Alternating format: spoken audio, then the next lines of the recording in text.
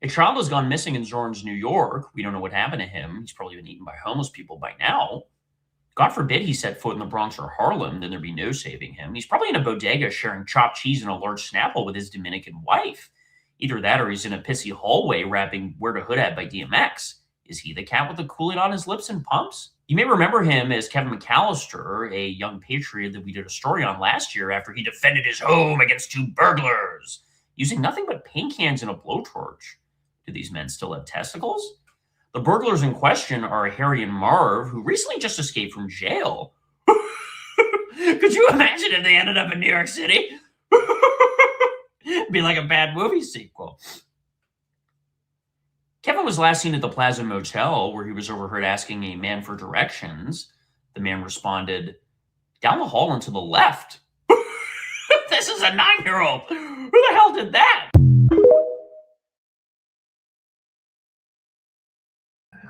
Good evening, everybody. Welcome to the following program. I am your host, Joe Nierman, aka Good Lawgic. I need to apologize to you all for the late start that I had here. It's not at all my co-host's fault. No, it's not his fault at all. It really is Devonta Adams' fault. If you have to know, I had to sort of figure out, is he playing, is he not playing? I've decided that he's not, and that I should be starting Colby Parkinson in a championship game, which sounds insane. But how do I not? So there you go. That's that. If you wanted to know what the delay was, I'm very open with you. I'm very open. I'm like, no. This is something we need to know. We need to know these things.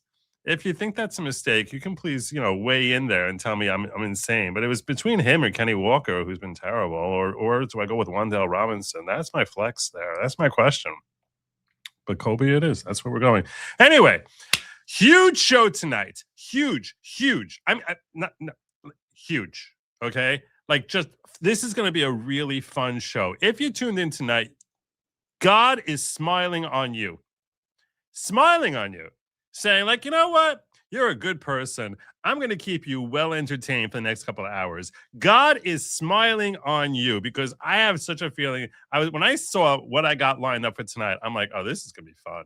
This is going to be fun. I didn't even talk to anyone about what this show is going to be. I should repost.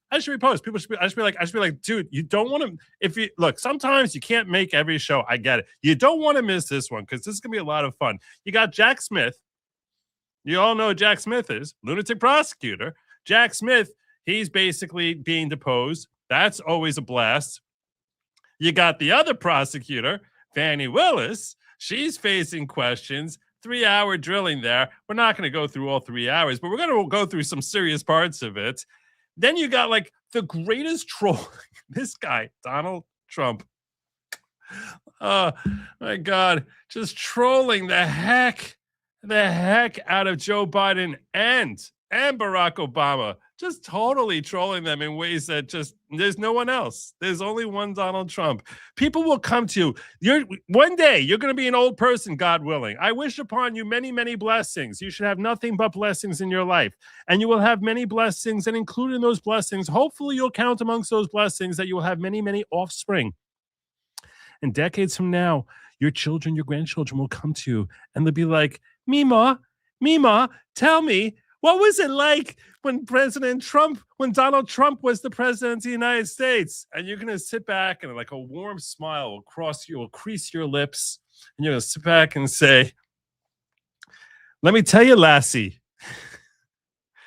not because you're Irish, but because your kids will probably give weird names, to your grandkids, like Lassie. Let me tell you, Lassie, they broke the mold.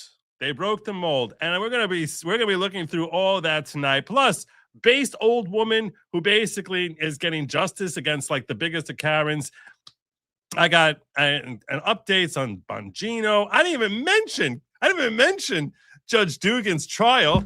How am I supposed to cram all this in? I don't know how to cram this in. What am I supposed to do? Just gonna shove it on here? I don't know. And worse yet, everything's gonna be much slower because of this guy over here.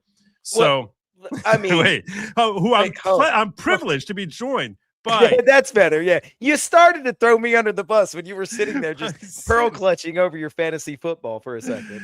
Listen, Good to see you, Chad. How's it going tonight? We got a big show I know nothing about, per usual, but I will learn along with y'all tonight. Riding shotgun over here is Sin. Thank you. Yeah. So there you go. Welcome aboard, Sin. He keeps me grounded. Yes, that's right. You see, Mr. K gets it. Your grandkids will be named Lassie and Shaquanda. Nah, I was about to say, wait, why aren't we all Irish in the future? And then you saved it right at the end. Wait, did the Irish have an uprising? It's funny. It's funny you say that because I had a friend of mine who was like when he had a kid.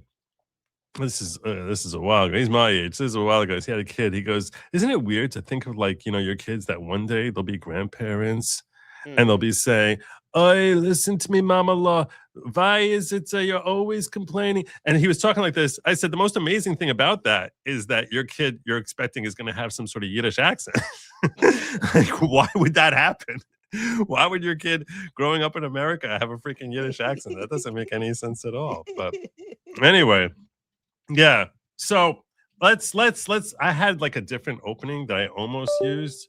Yeah. Maybe if we hit our goal tonight, I'm going to share that one because I had two really funny openings. I really like that guy's Tucker imitation. I thought it was spot on. Great. They're good, man. Some of them though, they throw me off a little bit. But no, I thought that was really solid. I thought it was really solid. My favorite moment for it is when he's like laughing and then just pauses and it's like totally serious because like that's like such a Tucker. Later, Kevin, I was like, he totally does that. He totally does that. All right, we're gonna start off. Kim wants me to check out a picture of her puppy. We're gonna get this knocked off very quickly. We're gonna get this out of the way. Why are we gonna do it very quickly? Like you don't want to see a cute puppy? I feel like I have a lot of show to cover. I feel like I do want to see it, but she's. Okay. I feel like I have a lot of show to cover. There's just a lot. Before you start, it's a whole bunch. Fanny, I DM'd you a puppy pic. I went a different way, and her name is Gidget, rhymes midget from the 1959 Sandra Dee movie. One of my favorites. There you go. There you go. Oh, there we go. Look at this. Look at this. Look at this. This is just too much. Oh, that's cute. That's a cute puppy. It is. Sorry, cute puppy. That's worth it. That's 100% worth delaying the show. Yeah. Yeah. So there you go. That's a very cute puppy. That's Gidget right there. Thank you for sharing that. Yeah. Thank you, Kimmy. And congratulations. That's a new puppy she just got. So congratulations to you. May you and Gidget create and enjoy many fond memories together. Let's start off with someone else who gave us fond memories. Not that she wanted to, and that, of course, would be Fani Willis. Now, I was torn about where to start with Fani. Did you know that she had a hearing today? No, not at all. Yeah, I paid attention to zero news this week. Yeah, Fani Willis is getting called into question about some of her expenditures that happen like under her purview, that her expenditures are out of control. That's what happened with she's trying to justify. She needs to explain, why it is that she got some of these crazy expenditures. Yeah. So I want to ask you, if you're showing up, yeah, to justify, that for your $170,000 a year job, that people are like, you got some crazy expenditures, right? How would you show up to something like that? How would you dress? I would probably dress down as much as possible. Yeah, it's like when you go to like if you're shopping to negotiate a car, you don't go in like your fancy clothes because they're just basically like, here's a mark, right? Yeah. I mean, apparently she thought that she was like supposed to dress up like Prince or something. What the hell? What, is she going to a Diddy White party? Ma'am, calm down. What are you doing? The internet, that's how she showed up for her hearing today. The internet did a little Google search on this Louis Vuitton bag of hers. As we do, yeah. As we do. Ballpark it. What do you think? Ballpark the Louis Vuitton bag? Yeah. What's that? 15,000? 10 and a half. 10? Okay. All right. $10,500 bag. That's what she shows up for when there's an inquiry as to whether or not she's wasting taxpayer money. There you go. Hey, There you everybody go. needs a $10,000 purse Yeah, for you to put a wallet in and loose change. it's unbelievable, isn't it? It's so ridiculous. So how stupid can you be? How stupid can you be that you show up? Very like stupid. that? Nobody looked up to see how much that bathrobe was. I haven't seen anyone looking it up. I'm impressed she got it on properly because the last time she had to swear under oath, she was wearing her clothes on backwards. I think this one she's wearing. This is a major step forward for her. Yeah, You know, made this is. you know. You got all your clothing on right today. Well done, Fani. Well done indeed. Yeah, so that's Fani Willis. Some of the clips. I'm actually going to scroll on down here. When you just search Fani Willis right now, if you go on social media, some of the clips are amazing. Some of the little blurbs on her are amazing. While testifying before Georgia's Senate, Fani Willis casually brought along a Louis Vuitton LV fan bag, spring/summer 2025 runway collector piece. Price tag. I'm sorry, you were right. It's 11. Someone said 11,000, 10,990 pre-tax. Not vintage, not thrifted, not old. Brand new, limited runway item. Most people can't find, much less afford. Nothing says public servant under investigation. Quite like a rare 5-figure luxury accessory debuting before the committee. Oh my God! Very smart. This woman here. Look at this thing. Look at that bag. It's a very cool looking bag. It's supposed to look like a fan. See that? I actually think I have to admit it's actually a very stylish bag. It's just not something you should be wearing, you would think, you know, to this. It is very stylish. Fani Willis, pompous racist, utterly disrespectful partisan witch. Her arrogant corruption, abuse of power, infuriating. This is not justice, it's trash. And some great moments. This is the moment that everyone is playing. Okay, everyone is watching this moment right here, where she's asked about her expenditures on Nathan Wade. You remember Nathan Wade, right? That's her. Yeah. That's the special prosecutor who she considers a very special man. So here she is. Just weighing in on her whole when being asked about Nathan Wade, and she's not happy with this question. I don't review those documents, so you're asking me to look at documents that I haven't for the first time. Well, I want to get this a little louder than that. We can do louder than that, can't we? Yeah, I would think so. Can't we? Let's see if we can do that. Let's see if we can make this like a little better. I'm gonna try raising it this way. See if that does it. What I can tell you is that I allowed Mr. Wade to bill 160 hours a week, and then Mr. Wade would be the first one in the office making sure that my staff arrived. He corrected their behavior. They thought that 8:30 meant 8:30. He taught them that 8:30 means 7:45. He got but who was with him at 7:45? Yeah, got there before. And he never left your office. For them, he left after him. He taught them how to do this case, and he was a leader to that team and a public servant. He had zero history, zero background in ever prosecuting a RICO case. Never involved with one. He had never prosecuted a case in his life. Had zero defense or any work history involving RICO whatsoever.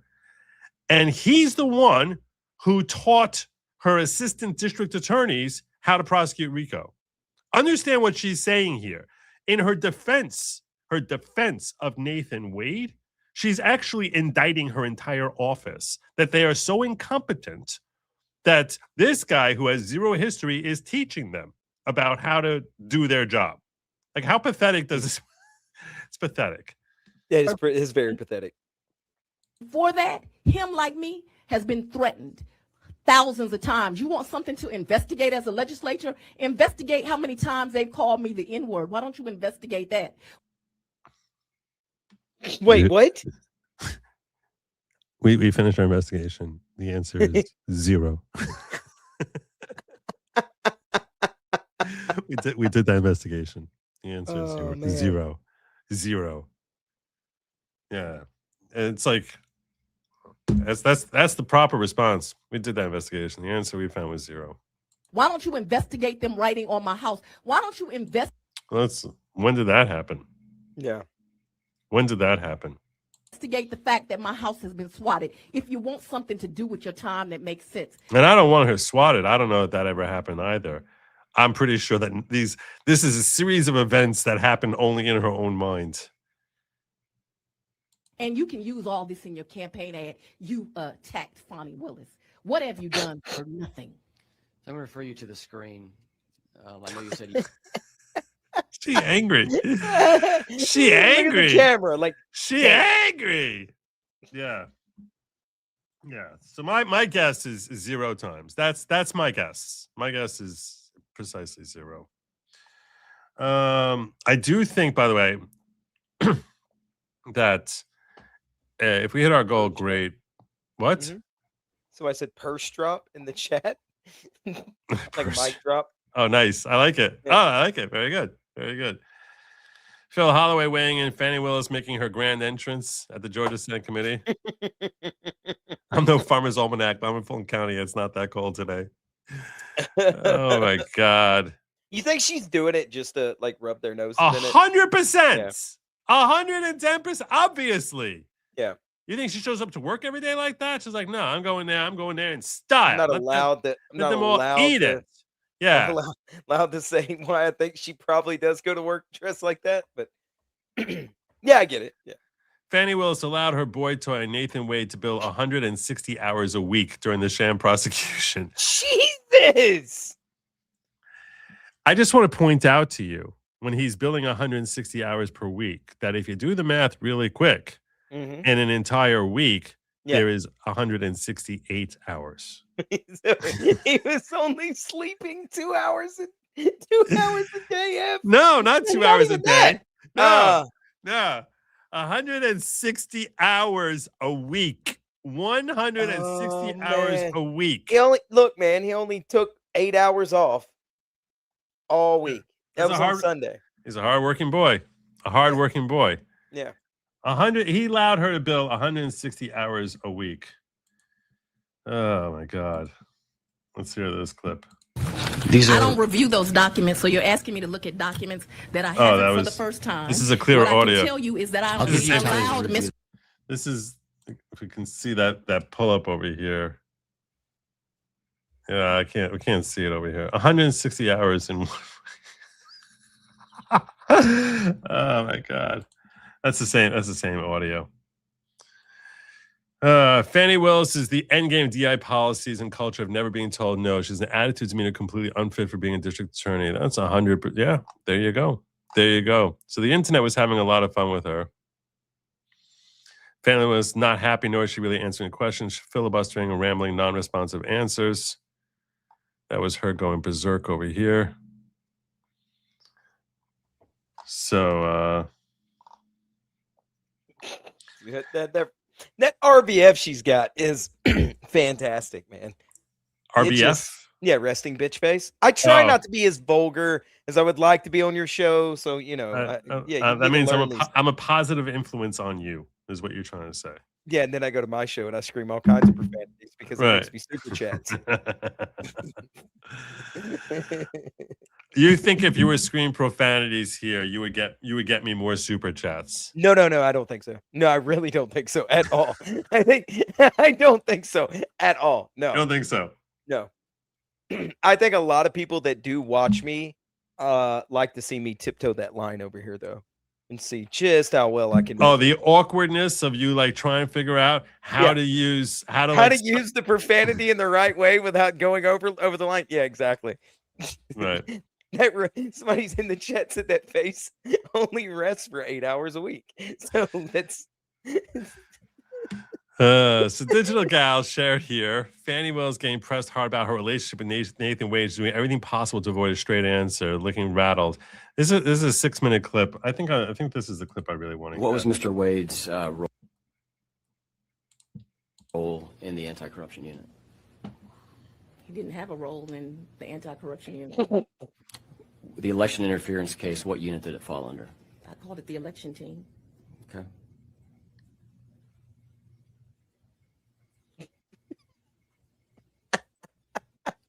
When Mr. Wade was he hired solely to focus on this election, to work on this election team, or did he do other work within your office? I I don't remember. I think I mean, he did some other work, but I didn't bill him for it. bring in some of my senior personnel and ask, your thought on this case or these facts. I always involve wise counsel. I'm sure he was in some of those meetings. Wise counsel and Mhm. Nathan Wade.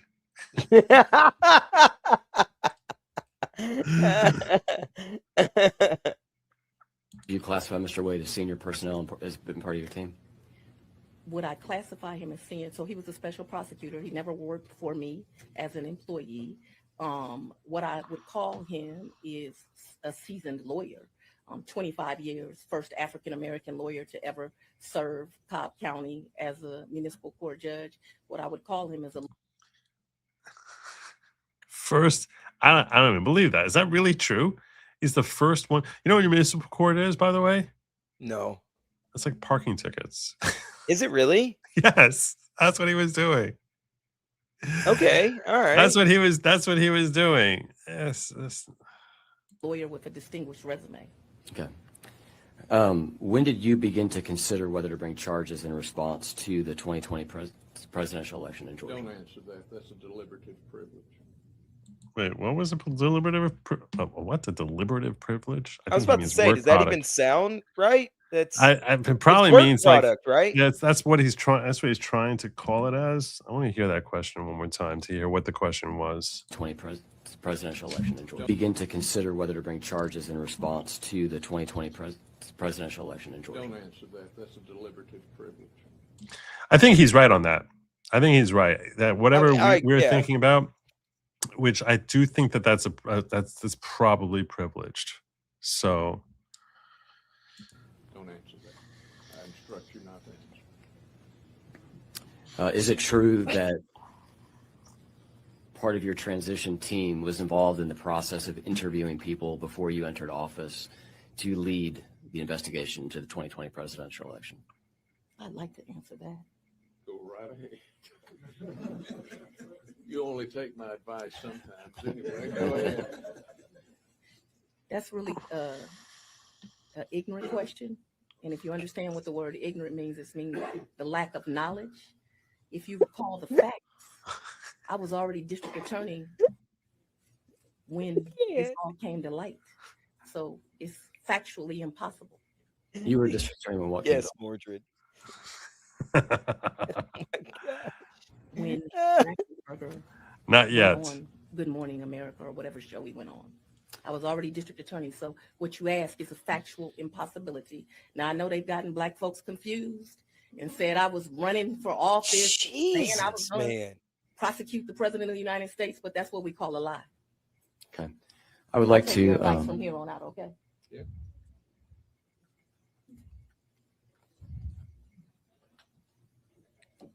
I don't know if he's So going to much make it to attitude. the end of the deposition. So though. much Like, that so much dude is- attitude. that So dude much is- so much so- attitude. This is Can great. Can you imagine? I have to ask you a question now. Okay. So if you were able to make $600,000 Mhm. doing this, Mhm. would you date that? No. A quick no. No, not at all. No. You're getting paid $500,000 to date that. No, thank you. You sure? All right. All right. $500,000? No, I think I would need. I really think I would need more. You would need more. Yeah. Yes. So you're saying Being he in my current position, if somebody offered in me, defense of Nathan Wade, he was underpaid. Mhm. Fair enough. Fair enough. If you take a look at the screen for me, if you will. This is from Mr. Wade's deposition to members of Jim Jordan's committee. And it was asked for the search committee. You said that began when DA Willis took office on January 1, 2021. Is that correct? Yes. And there was outreach to you to be part of the search committee prior to January 2021, January 1, 2021. Absolutely. When did that start? Sometime after the election, prior to her taking office. Okay, so between the election, you're referring to November 2020 election. Is that correct? Yes, ma'am. And so when you had conversations with individuals, you said on multiple occasions, you said no, and you turned down the position. Who were those conversations with? They were with the district attorney. So I think you're confusing facts.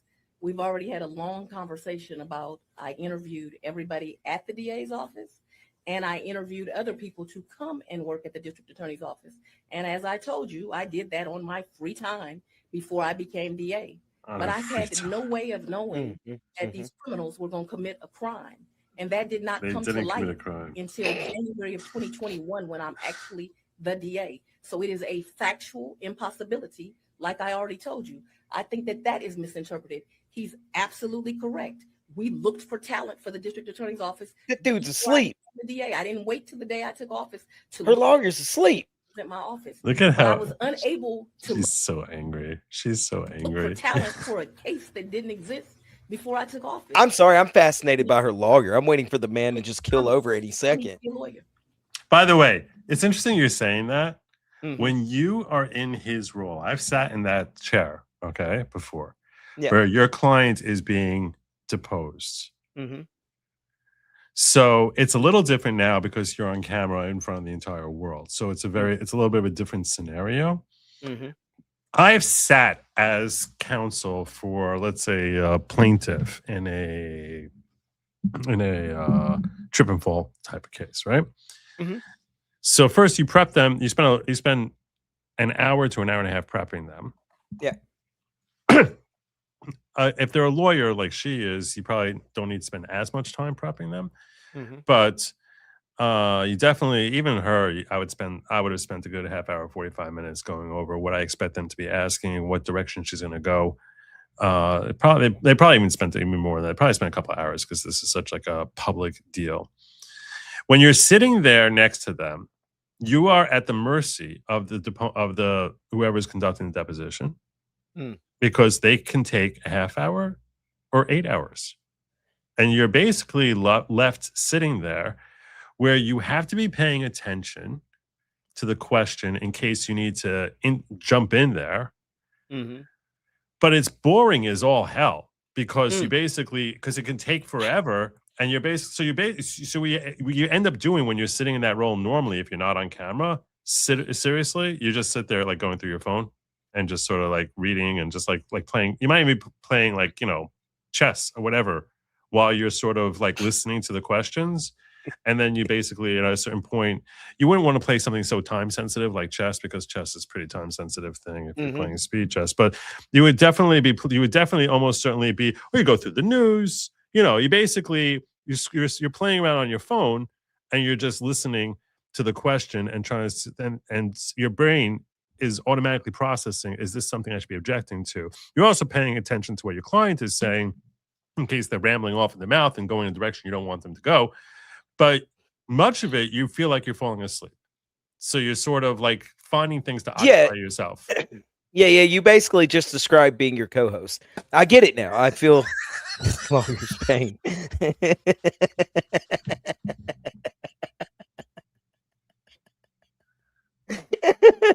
That was great. Oh my god, that might have been the funniest thing I've ever heard you say. That was awesome. Thank you. Wow. That was That's I'm fascinated by this man. Me and him, we're colleagues. You're brothers. I don't know when this show's gonna end. I don't know when Joe's gonna stop talking. I'm just here with a sassy black woman, chat. I don't know what else to do. I was like, oh my god, like, oh my gosh, I'm so burnt.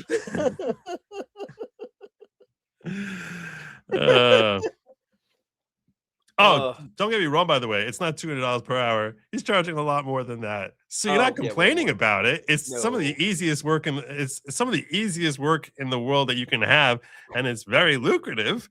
No one's complaining about that kind of work. You love that kind of work. I'm just saying it's not like it's very. I was playing Madden football. It's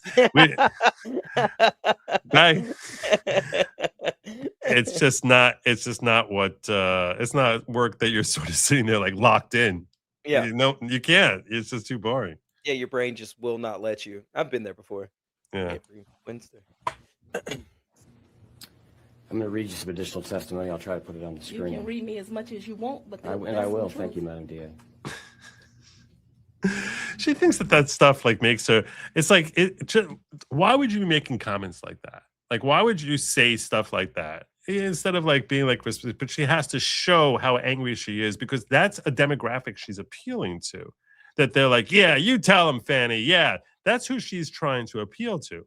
The same way the people who are deposing her are all trying to do this as a publicity stunt. She too is trying to use this as a publicity stunt. That's why she comes out there in the fancy garb and the Louis Vuitton bag, trying to impress. Let's face it, she's trying to impress her black constituents that she's standing up here and she's going to walk proudly. Like that's what it's about, right? They ain't gonna hold me down, honey. That's basically what she's doing. Is she's walking in there. Yeah, I mean 100%. It's a dog and pony show. Yeah. I apologize. I did not intend to have to get into this here.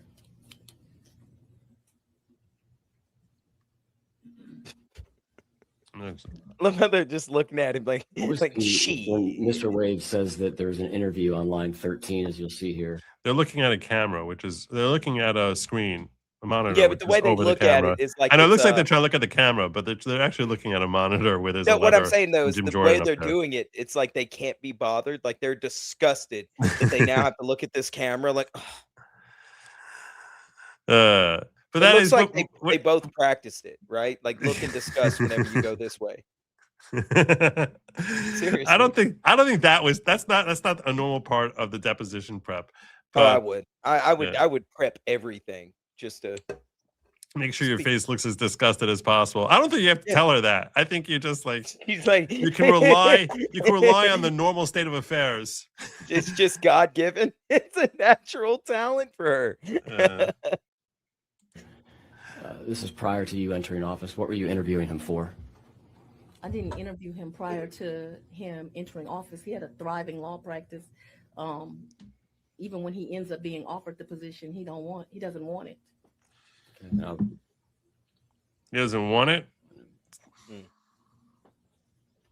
I have a hard time believing that. He didn't have a thriving law practice. He made a lot more money in that. When they went through his tax records, they saw that like he made like 3 to 4 times what he normally made working for her than he ever did. But he didn't want it. No, not at all. And we had figured out by the math and by the science that he was underpaid. So he should pay more. True. Despite billing 160 out of 168 hours in a week. Seriously, something about $500,000 to be with Fani day in and day out makes me go, could we bill more hours for him? He needs overtime. Yeah, there's no overtime. Mr. Wade did not have any conversations prior to you taking office relative to an investigation into the 2020 election. It was prior to. Don't answer that. That is a deliberative privilege of what goes. Deliberative privilege. Now, listen. She wasn't district attorney. She was. Prior to being sworn in, she was district attorney. No, she was not. But you asked. I'll return to my question. Nice. Prior to well done. Well, hell, you got me there, but still, that's a deliberative privilege. He's trying to say this is part of how our inner workings are going. She just said it was before she was there. It's great job by him. That was good. That was a good comeback. Say that you did not have any conversation with Mr. Wade about investigating the 2020 election.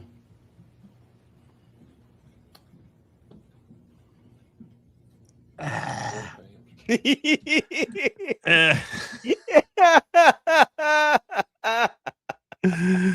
can't. She's like, can you bail me on this one? He's like, not really. He kind of got me on that one. You want to answer?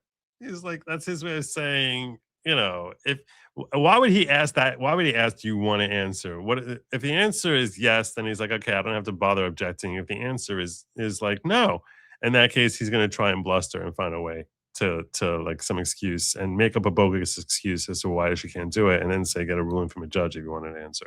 That's why he's asking that question. He asked that question to the client, in case you're wondering. He asked that question to the client when you don't really have a good objection, and you're sort of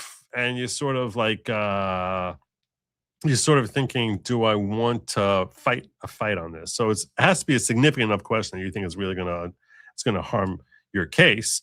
that you actually would be blustering in that type of way. And also, if your client is sufficiently intelligent, you think they can give a good enough answer that everything's gonna be okay, and you don't have to make an ass out of yourself. You'd rather not. So that's why he's asking that question. Dumbass question. I know it is, but go ahead and tell him because it occurred after she took office. But I didn't know that he was going to commit a crime prior to me taking office. Like, factually, it's impossible. Okay, thank you. So she's so angry. Oh, so angry. So angry. Do you guys want to watch more of this? Because I actually have a 40-minute segment. It was 3.5 hours, but I have a 40-minute segment. So I'm actually going to put a poll up over here asking you guys if you want me to watch more of the Fani Willis stuff, or if you think it's boring.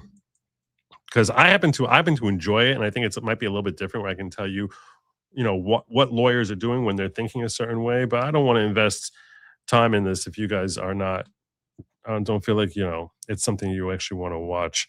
So, but before I get to that, before I put the poll up, let me just cover this. Mary Coppola gifting 5 Good Lawgic memberships. I'm going to run through the memberships really quick here. Following 5 people brought into the following courtesy of. Did this not? I don't know why that's that. What was Mr. Wade? I wasn't there. Hold on a second. I had a little problem here. Following 5 people brought into the following courtesy of Mary Coppola. Welcome to the cult. It's not at all a cult type of cult. No. Sorry. That would include Brian Ogden, Barnabas Collins, Debbie K, P, Bama Law, and Rebecca Cam 8154. Welcome to the following. And then what ended up happening is Brian Ogden, gentleman that he is, doesn't just say thank you. He's like, no, I'm gonna gift that. I'm gonna pay that forward. So he gifted one on, because that's the kind of gentleman that Brian Ogden is.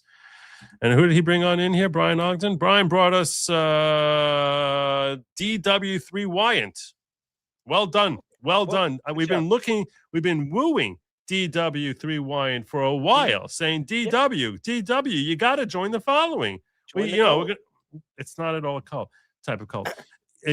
We've been trying to get him, and Brian Ogden just brought him on in here just like that. So you can see what happens when. Yeah, great job indeed. And also Erin coming on in here, gifting 5 herself. That would really enjoying the cult. Thank you. It's not at all a cult type of cult. No, but and Erin brought us Pearly Life, purely. Zulem Zul McCool 8129, American Dreamer 5867, Boohoo 4962, and K Jab 87. Come on down. Please bear in mind that the following is not at all a cult type of cult. You might hear whispers from certain people out there, certain ignorant people. If you're not sure what ignorant people are, Fanny's got all sorts of explanations for you. Certain ignorant people. Stop looking at me when you say it. but it's not at all a cult type of cult.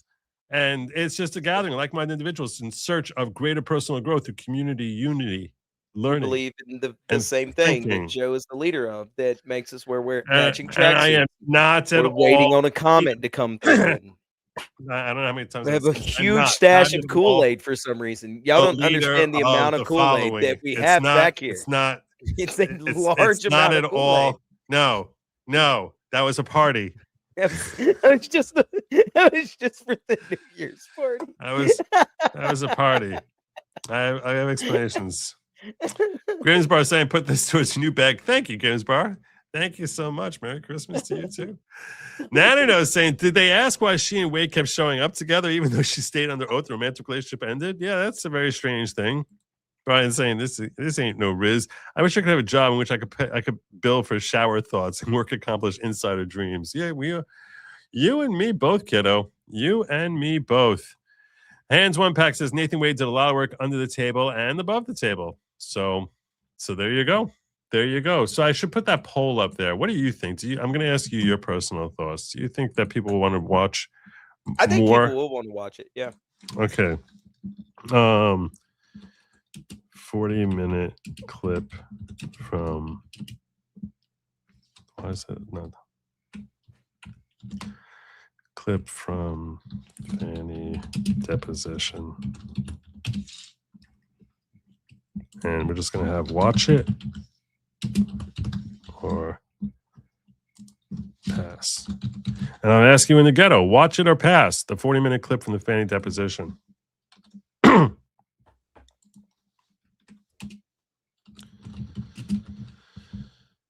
So that I'm going to give that. I'm going to give you like only like 2 minutes on whatever the poll says. We're going with that. We're going with that, and it's like really close. 2 minutes to vote. Like all right? it's a quick poll. I'm going to check out what the ghetto is saying. That you don't have to like just tell me.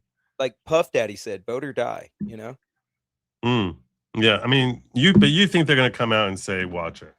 I there's something enjoyable about watching a sassy black woman and an old Matlock-looking attorney sit there and go, "Well, that's a privileged, deliberate information there." You know. Well, hell. I said, boy. I say, boy, look at it, lady. Don't be answering. Back in my day, you wouldn't be able to talk at all in a courthouse. I'm just, there's something amazing about the Foghorn Leghorn accent. Philip Coggins 9512 says, "Welcome to the Fun. Come for the kosher hot dog. Stay for the Kool-Aid." There's it's tons of Kool-Aid. Don't let him lie. There's so much Kool-Aid. There's too much Kool-Aid for a single party. Okay, that's all I'm saying. I'm not saying anything else. I'm just asking questions like Candace Owens. you know the funny intro that I had was actually ranking on her. If we hit the goal today, I will share that with you as part of our celebration. Why is there so much Kool-Aid here, huh? There's. You know what? 7943 alligator farts on Twitter told me that it could be for a potential cult. I don't know. I'm just asking questions. That's just what they told me. What about the tracksuits, Joe? Huh? What about all the tracksuits that we have to wear around here? See, I'm just asking questions. I'm not saying it's a cult. They bring them in on Egyptian planes, so. It's kind of a cult. I mean, we're just building secret bunkers and tunnels for the upcoming civil war predicted by the one true beanie civil warlord. Well, it could be. I should also mention while I have him here, this over here is cynical something no one remembers, but what I'm just calling it like it is. It's definitely I call him Sin, but It's Stimulated Cynic on Twitter. I just go by Sin because that's what everybody started calling me. So it's very simple. We just simplified it. Right. So I am going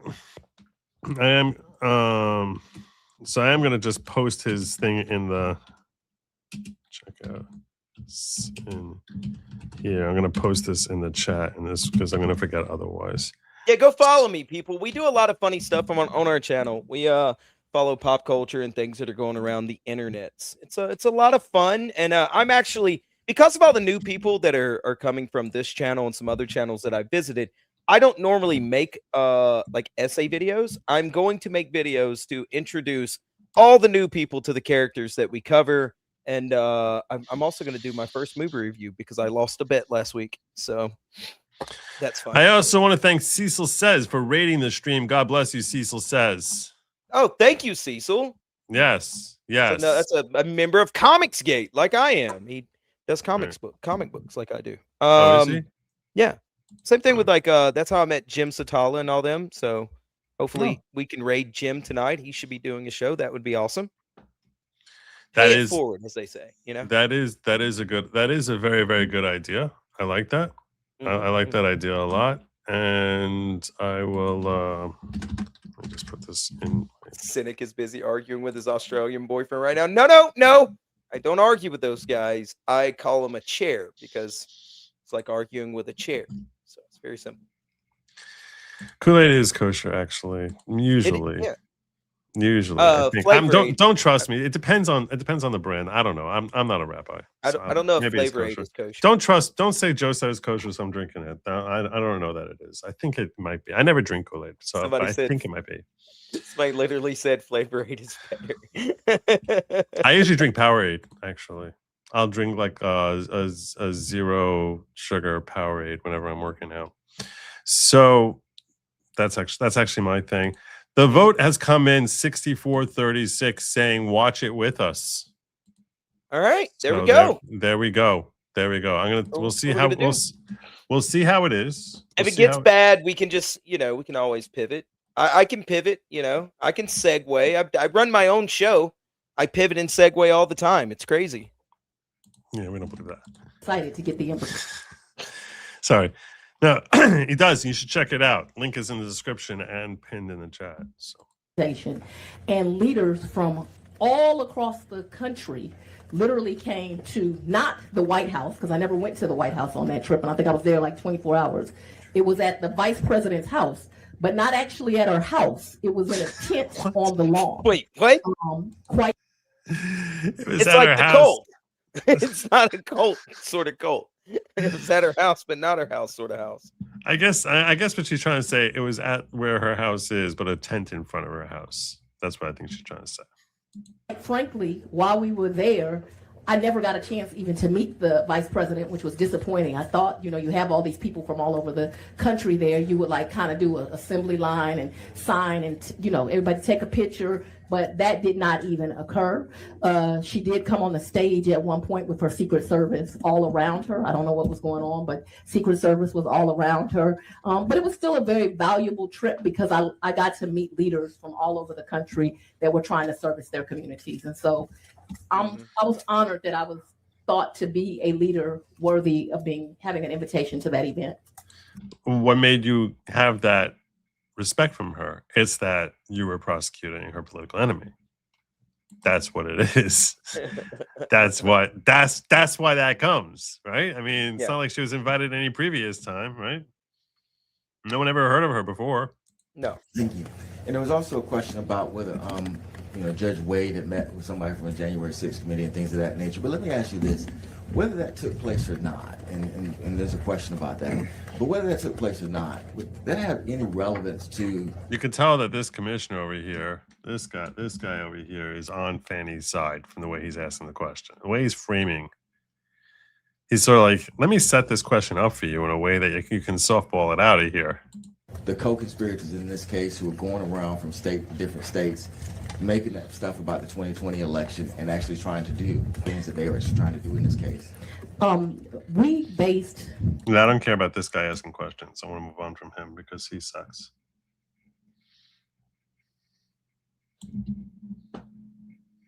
Philosophical manner, I want to get your take on some of the testimony that we've had prior to your arrival around some of the state laws. You've shared some of your thoughts already on some of those things. But one thing that we've talked a lot about in the committee is the use of special purpose grand juries. Can you, for the benefit of those watching, outline the difference between a grand jury and a special purpose grand jury? A special purpose grand jury is for the purpose of investigating. They are not legally allowed to put forth an indictment. And so that is what a special purpose grand jury is for. So you referenced this earlier, the process of going to two grand juries. In your case, with the use of the special purpose grand jury, you went from that special purpose, which was used for investigatory means that you mentioned, and ended up ultimately with a grand jury. Is that correct? That is correct. It's been described to me that grand jury exists to essentially put a check on prosecutorial power, to require the prosecutor to have to prove some element of grounds to bring an indictment. Would you agree with that statement? It's one way to phrase it. How would you phrase it? That, well, you could say it like that. Of citizens, that the citizens are brought there. I'm the only DA in the state. I do grand jury 4 days a week. So I have an A grand jury. It runs on Monday and Tuesday. And I have a B grand jury. It runs on Thursday and Friday. And we bring forth cases to the grand jury where usually law enforcement, but sometimes lay witnesses testify. If the grand jury finds that there is adequate evidence, they will put forth an indictment. It should be known by the general public that not all felonies require an indictment. Some of your lower level felonies you can do by accusation, just like you could do a misdemeanor. But for any serious felony, you need to go to the grand jury. You may have touched on this, and I'm just going to ask you to, in the context of this conversation, outline again, if you don't mind. What was the reason for the use of a special purpose grand jury in this election case? To investigate, to make sure. I took this matter very. Oh my God. Ask normal questions. Ask questions people care about. Go into this case knowing that there would even be an indictment brought forth. Tell me about a material witness warrant, what the process is to get one, and when. What are you? Land. Why are we asking her questions about Georgia's rules of criminal procedure? Like, I don't understand what the hell this part of the questioning is about. I'm trying to get to like actual real questions. Everywhere are trying their best to uphold the law, but to get somebody from a jurisdiction where they got 15 lawyers and they bring a grand jury once every 6 months, and to ask them to discuss my work where I'm running grand jury 4 times a year and 12,000 new felony cases. I'm sorry, 4 times a week. And 12,000 felonies a year and the most complex cases that this state sees. I don't think you were talking to people that you should have been. And why would you bring in Nathan Wade, who has no background in Zero. prosecuting cases? Like, why would you do that? Zero experience whatsoever. Well, That's the follow-up question. Have we seen him with his shirt off though? I'm just. Why? Maybe he's got a nice six-pack. You ever thought about that? Just wrong. I'm just wrong. I'm trying to help. I'm playing Fanny's advocate here. All right. So I disagree with him, and I don't even think he has the ability to comment on the work of the Fulton County DA. Well, in fact, and I noticed that you didn't bring any diversity here when you brought witnesses. You brought all Republican, Caucasian people coming to tell you about my. Hold on. Give me a second. I notice all you honkies up here. Huh? I see you honkies. I see you crackers. I see all you conservative honkies. Y'all couldn't get one sister in here? She'd have loved my handbag and my coat. None of y'all. None of y'all. She appreciate this bag. She understand. She get it.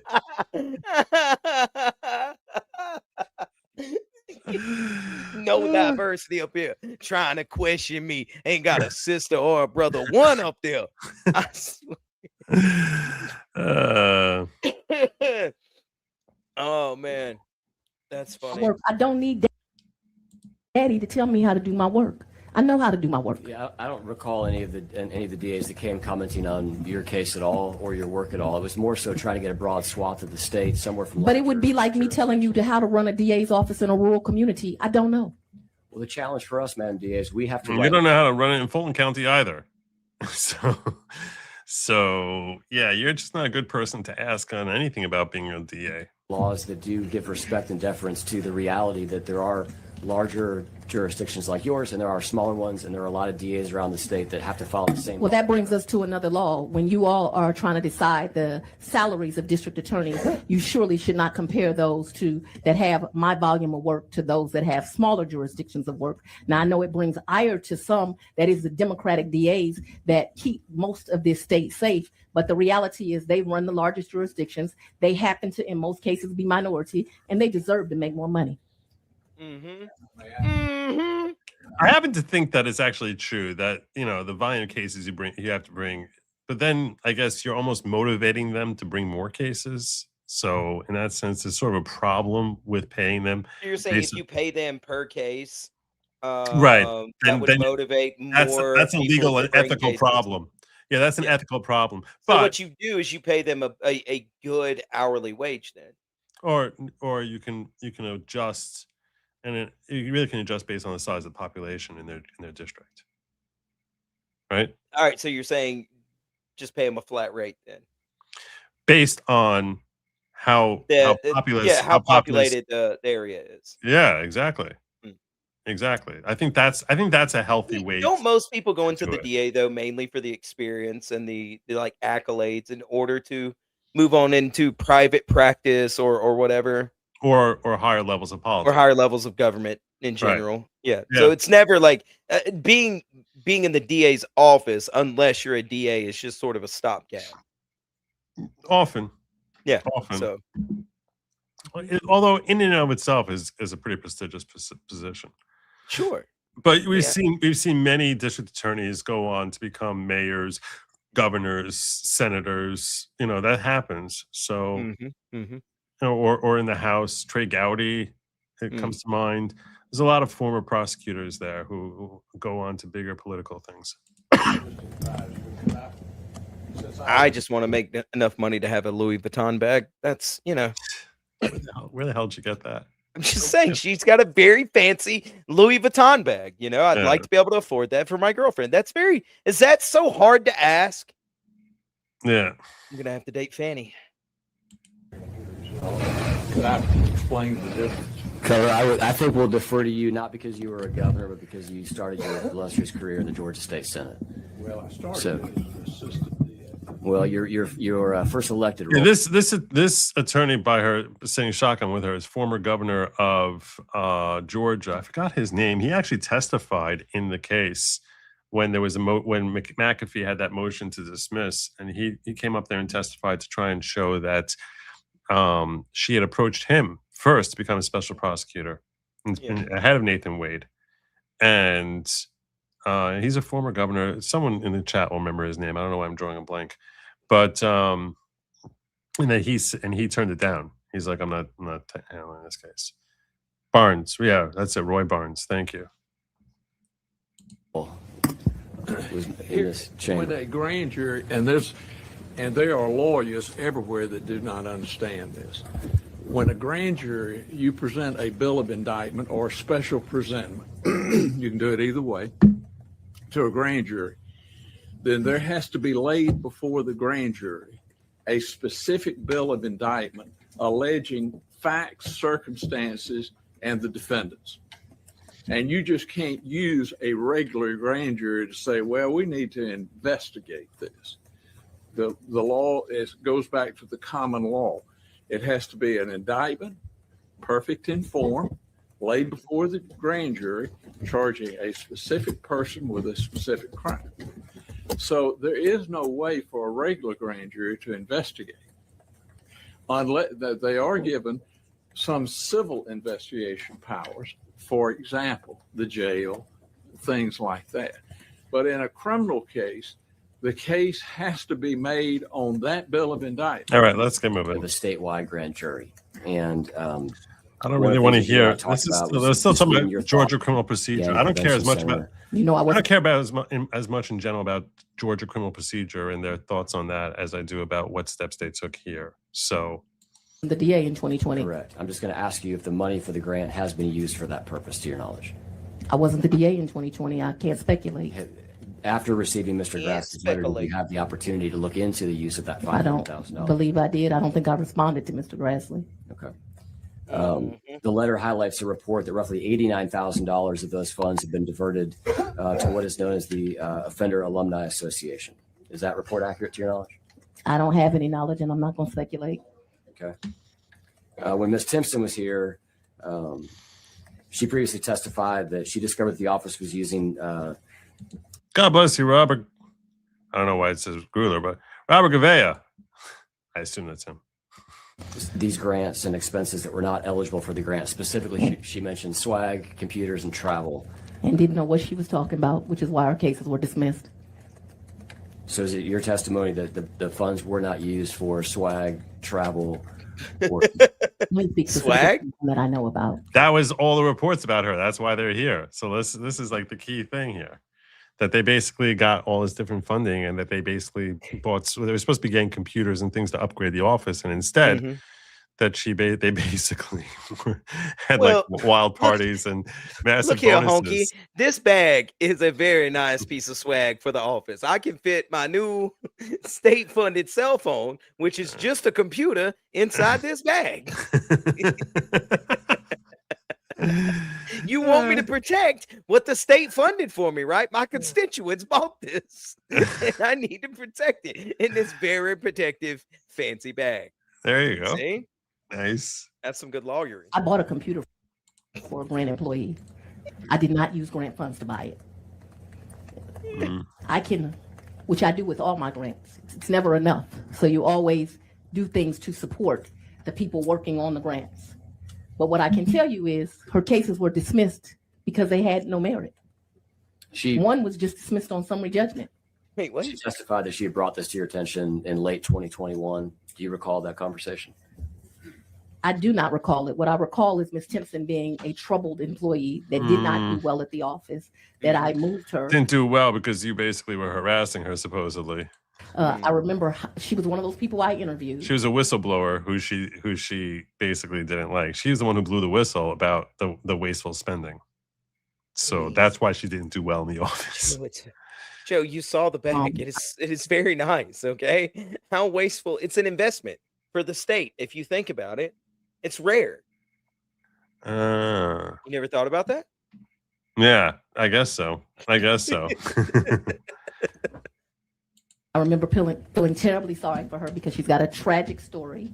So I was proud of that she had kind of lifted herself up by her bootstraps, but she ended up being an employee that was a holdover employee and not very good at her job. But you interviewed her. You tried and tried. I'm sorry, what was that?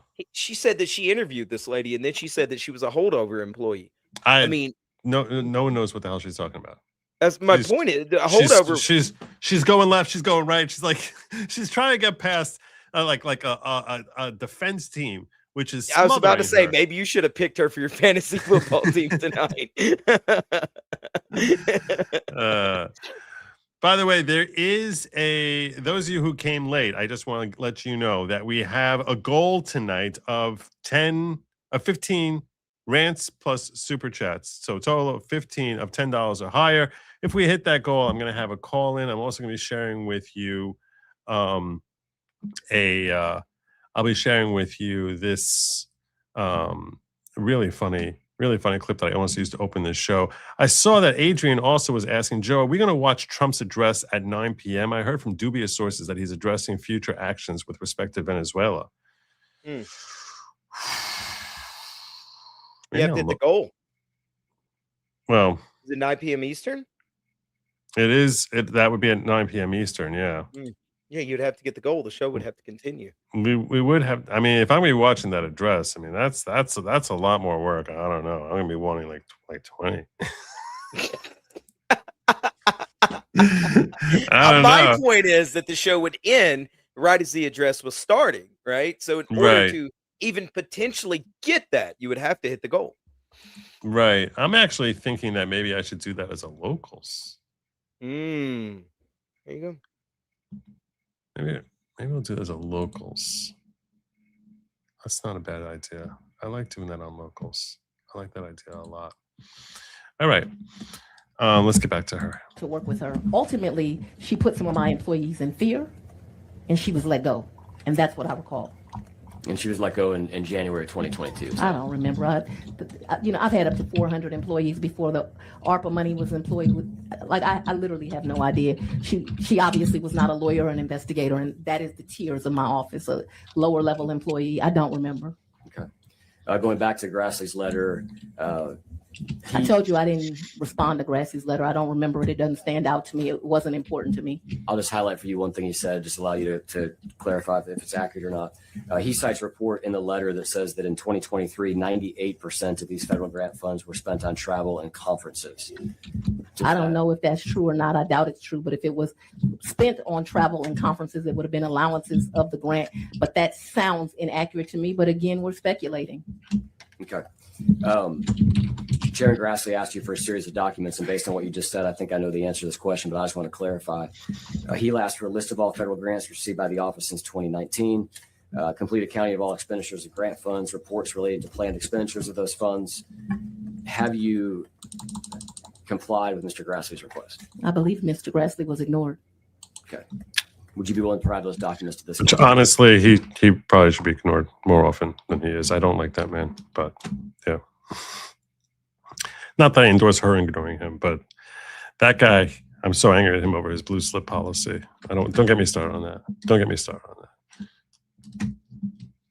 I think you've been provided documents. What did happen was I provided documents to Jim Jordan. Do you know if federal grants uses and sources and details that was requested by Mr. Grassley would have been captured in what you provided to Mr. Jordan? Have no idea. This is a large office. It's not a rural office. I have a grant team. So if we request these documents, you'd be willing to provide them to the committee? Whatever's been provided is what I was willing to provide. Okay. We'll consider it. But I think it is included because I went to Washington on Jim Jordan. You say that one more time. I went to Washington on Jim Jordan twice. And not only did they have all the documents, they sent another team of auditors down. They said everything was correct. Just passed a federal DOJ audit this week. The Fulton County Ethics Code was amended to clarify that it includes elected officials. Is that your understanding? I have no idea what Fulton County did. That wouldn't apply to her. Yeah, I'm not a county elected official. I'm a state. Right. Okay, so your position would be that the county ethics code, anti-nepotism code that they updated to include elected officials, when they expanded that scope, that would not include you. That would be There's county electeds and there's a state elected. I am a state elected. Okay. I represent the Atlanta Judicial Circuit. Does PAC have any sort of model language around either internal ethics codes for your office to use or any sort of anti-nepotism You have to ask PAC. language? Are you aware of I'm not. anything that PAC has provided? Can you provide the committee with any sort of internal ethics guidelines that you have, as well as any sort of anti-nepotism policy that your office has in writing? That's the thing that we'll consider, decide whether it's required or whether it's privileged or whether you've already received. Okay.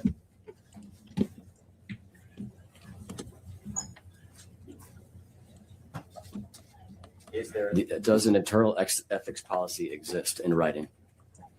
You know, you mentioned companies, and you know, it's interesting because I also saw where you posted where it's always Fulton County. But the truth is, you have a company that you've listed on your disclosures for finances, and that company stole millions of dollars from Fulton. If you want to look at ethics, you might want to look at that. Ooh, I got Does you. I got you. Your office have any And the sort of company's name is internal Teletrax, in case ethics? anyone thinks I'm making this up. And people died because that company did not provide the services that they purported to provide. What are you talking Does your office have an internal ethics policy that's in writing? Not that I can recall. Okay. I want to lastly just ask a couple of questions about the Open Records Act. Let me tell you something. I have a 92% conviction rate and a 92% clearance rate with open records from January of 24 till November 30th of 2025. I've gotten over 1,600 open records requests. This ain't a rural town.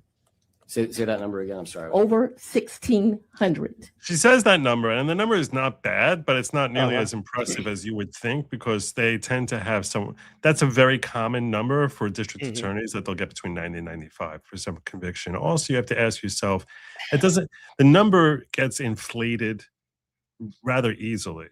I was about to ask, whenever you make a deal with them, right? And you could be an innocent guy, but they're trying to overcharge you, and they threaten you with life, for example. Do you want to go to court and face life, or hey, how about we just give you like 5-10 years? Right. And an innocent man or a guy who may have not done half the stuff they claim just goes, yeah, that goes on the conviction rate, right?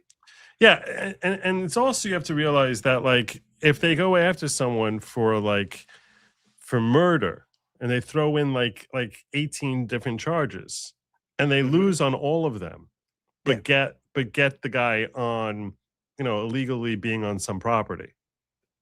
Okay, yeah, that would be considered a conviction. Okay. So yeah, what the hell is that? Like that doesn't even mean anything. I personally don't want my district DAs having a high conviction rate. No, you should. I really don't, man. I don't like it because a lot of the stuff you never know, man. Like barring some heinous stuff, I feel like a lot of stuff, because of what I said, they'll overcharge and then you'll get a deal for some guy who sold some weed or something like that. So right. Right. It's also unlike other attorneys who, aren't working for the public on the public dime. You take your clients who can afford it, irrespective of how good or weak their case is. Yeah. So, if you're going to be taking clients, a lot of whom are losers, but they have money. So you're going to give them the best representation you possibly can. So that doesn't mean, no one is going to have nearly the same conviction or success rate as a district attorney. That would be impossible. Yeah, because they got the entire state funding them. It's not the entire state funding them. They have their choice of clients, like which cases they want to take and which ones they want to let go. I get what you mean. So they get to pick and choose who they want to prosecute, and so they as opposed to basically taking anyone who's willing to pay your fee. Yeah, got you. So I gotta take whoever's willing to pay my fee, and their case might be on the law and facts might be dog meat, but you're gonna take the case. You're not gonna just pass that up. Yeah, because you need. You're doing it for a career. I'm getting. Yeah, because I'm feeding my family. I'm doing. And they deserve representation. So all these numbers are inflated in a way. And what I'm saying is that's the reason that district attorneys in general should have a ridiculously high prosecution rate, because they don't have, because they can pick and choose which cases they want to go after, unlike people in private practice, and because they have as you referenced, they have all the money in the state in the world to really do deep dive investigations and hire people to go looking for whatever things they possibly can. And the numbers get bulked up because if you lose on 9 out of 10 charges and you get the 10th charge, even if it's a stupid nothing charge compared to the other 9, that's considered a win. Where any private practice attorney, they would look at it as if you're a loss. You're a complete loser. So for all these reasons, the numbers are going to be much, much higher for district attorney, and it's not really reflective of anything. I'm saying 92%. If I've seen other numbers from other district attorneys' offices, and they tend to be somewhere between 90 and 95%. So that's a normal number. It's not crazy high at all. She's sitting there like, I got 92%, like as if like she's breaking records here. No, she's not. But it's not an embarrassing number. So that's why I think to be fair. Gotcha. And we have cleared 92%. Now, it should be noted that in 24, people were abusing the open records thing. Ms. Merchant, as you mentioned, over 30 requests for open records. Lots of people were abusing it, and you were abusing it because she rejected Ms. Merchant's records, and they were found liable that they purposefully were trying to hide stuff. So she's saying abusing it. They weren't abusing it. They purposefully. When you make an open records request, and what happened with Ashley Merchant is that she's trying to defend her clients. So she had to get certain records, and she wanted to get records related to Nathan Wade and things of that nature. So they didn't like her in the records department because they were big fans of Fani Willis. So if she asked for, let's say, all the timesheets for Nathan Wade, I'm just making this one up because it's.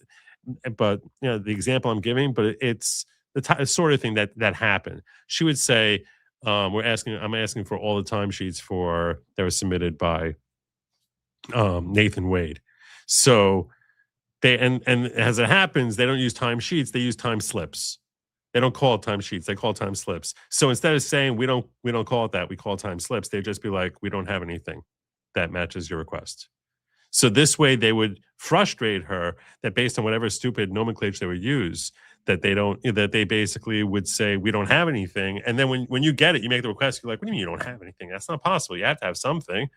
So it's designed to frustrate and stall her and slow her down. And the court found that they had done this to Ashley Merchant specifically so many times and so purposefully and the open records clerk who's there just was a complete douchebag.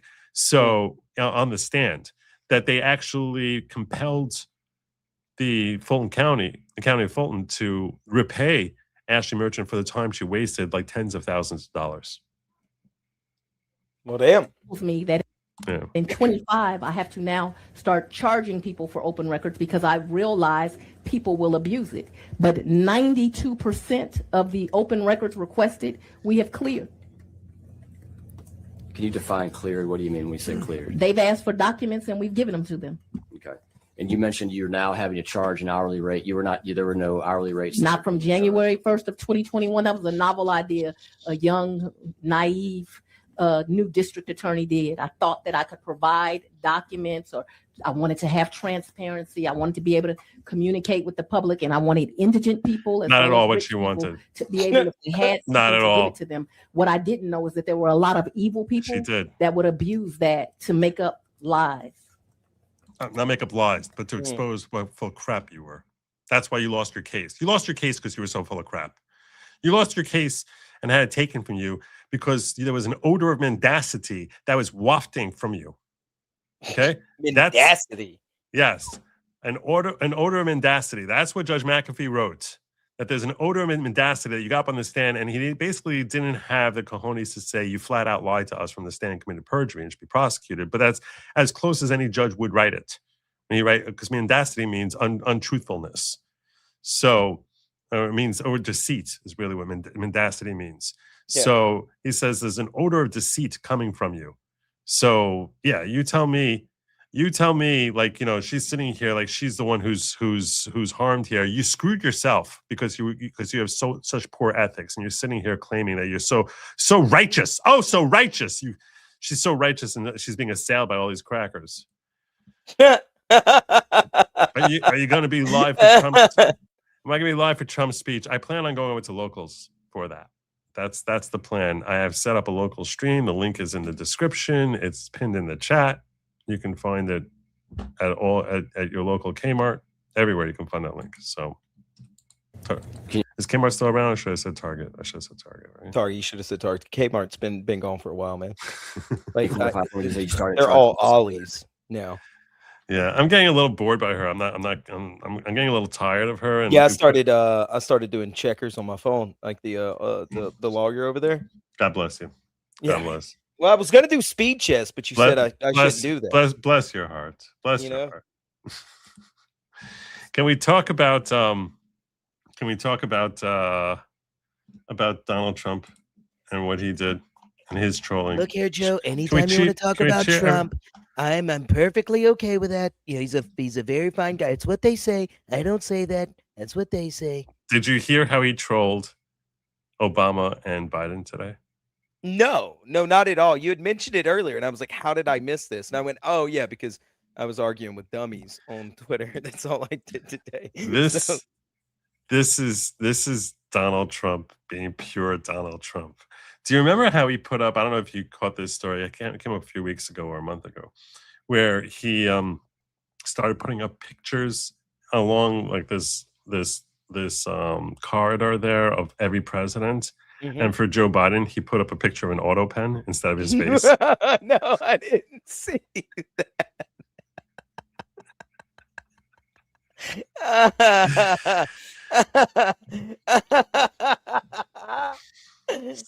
So that was a month ago. Who did that? I can't believe they would do that to Joe. I didn't do that. Somebody else did. That was a month ago. Well, he decided that wasn't enough. That was not enough. He went back and did more, huh? Oh yeah. He's like, we got to do a little bit more. White House installs plaques under the presidential portraits on the White House Walk of Fame and roasts Biden and Obama, by far the worst presidents in American history, and calling them one of the most divisive political figures in American history. That's the wall of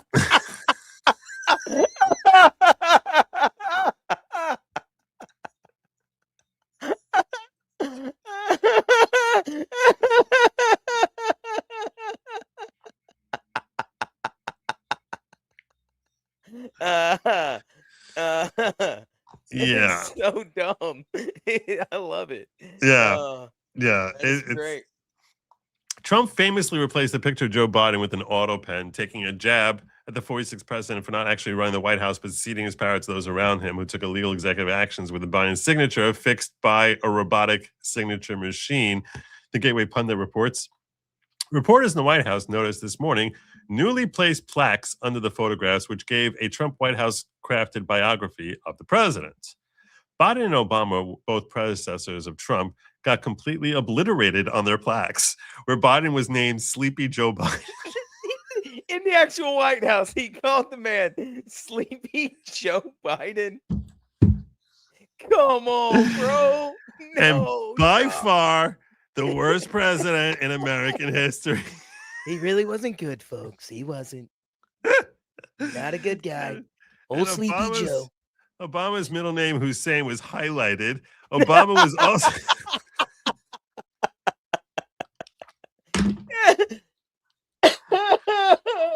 You are living in the greatest time in history ever. Oh, man.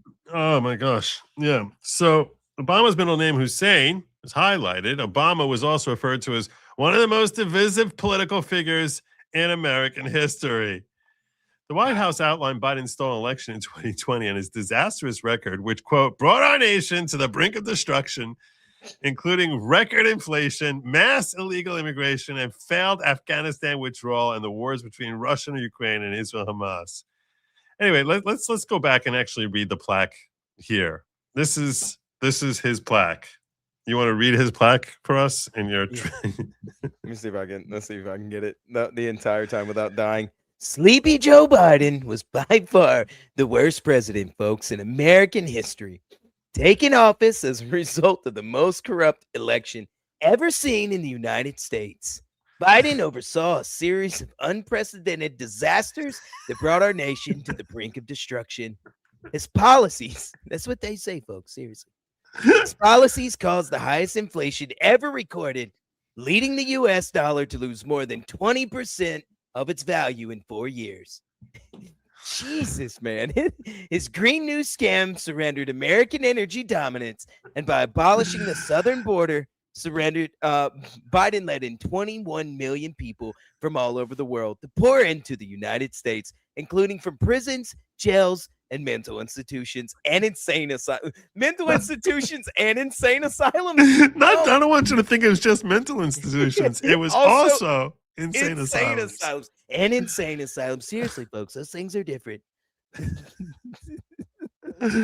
His Afghanistan disaster was among the most humiliating events in American history and resulted in the murder of 13 brave American service members, with many others gravely wounded. Seeing Biden's devastating weakness, Russia invaded Ukraine, folks, and Hamas terrorists launched the heinous October 7th attack on Israel.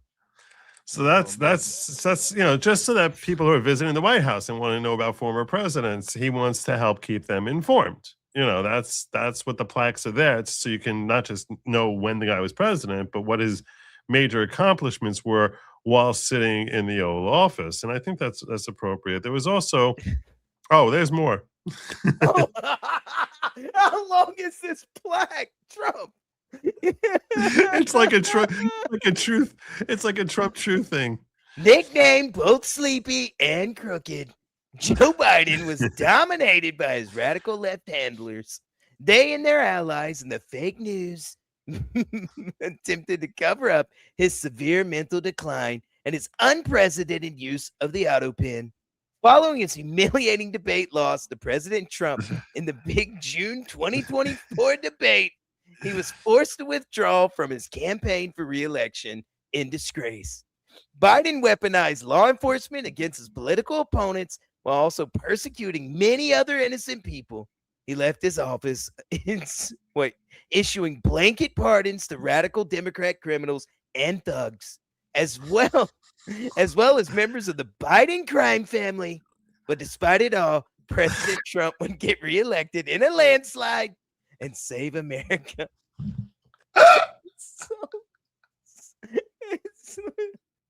That's what I did, folks. It's so good. Oh my God. Oh, that's so good. Well, so now I feel as if I know a lot more about the Biden administration. Yeah, I would have never known all this if it wasn't. We didn't know all this. Trump, right. Thank you for the plaques. I really do appreciate it. I didn't know any of this. I just thought he was real sleepy. He was doing all this crazy stuff. So, not a legal document. Seriously, folks. I wonder if he walks by, it just gives it a thumbs up every time he sees it. A thumbs up he does. I assume when he walks by his own picture, he gives it a thumbs up. Look at that guy. Real handsome. It's what they say, folks. That's my favorite one. He never says anything. They always say it, right? Yeah. It's my favorite thing he does. So I feel as if I don't know enough about the Obama administration. Perhaps, hopefully, he gave us some thoughts on that as well. Let's see. Let's see what we got here. Here's his plaque. Tell us about Barack Obama. All right, give me a second. Folks, Barack Hussein Obama was the first Black president, a community organizer, one-term senator for Illinois, and one of the most divisive political figures in American history. As president, he passed the highly ineffective Unaffordable Care Act. Unaffordable, folks. Not affordable, unaffordable. Because it's not affordable. It's really not. Resulting in the party losing control of both houses of Congress and the election of the largest House Republican majority since 1946. Oh, man. He presided over the stagnant economy, approved the terrible nuclear deal, and signed a one-sided Paris Climate Accords, both of which were later terminated by me, President Donald Trump. I didn't write this. They wrote this, but I'm the one that... Under Obama, the ISIS caliphate spread across the Middle East, Libya collapsed into chaos, and Russia invaded and took Crimea in Ukraine. Seriously, they just love Ukraine.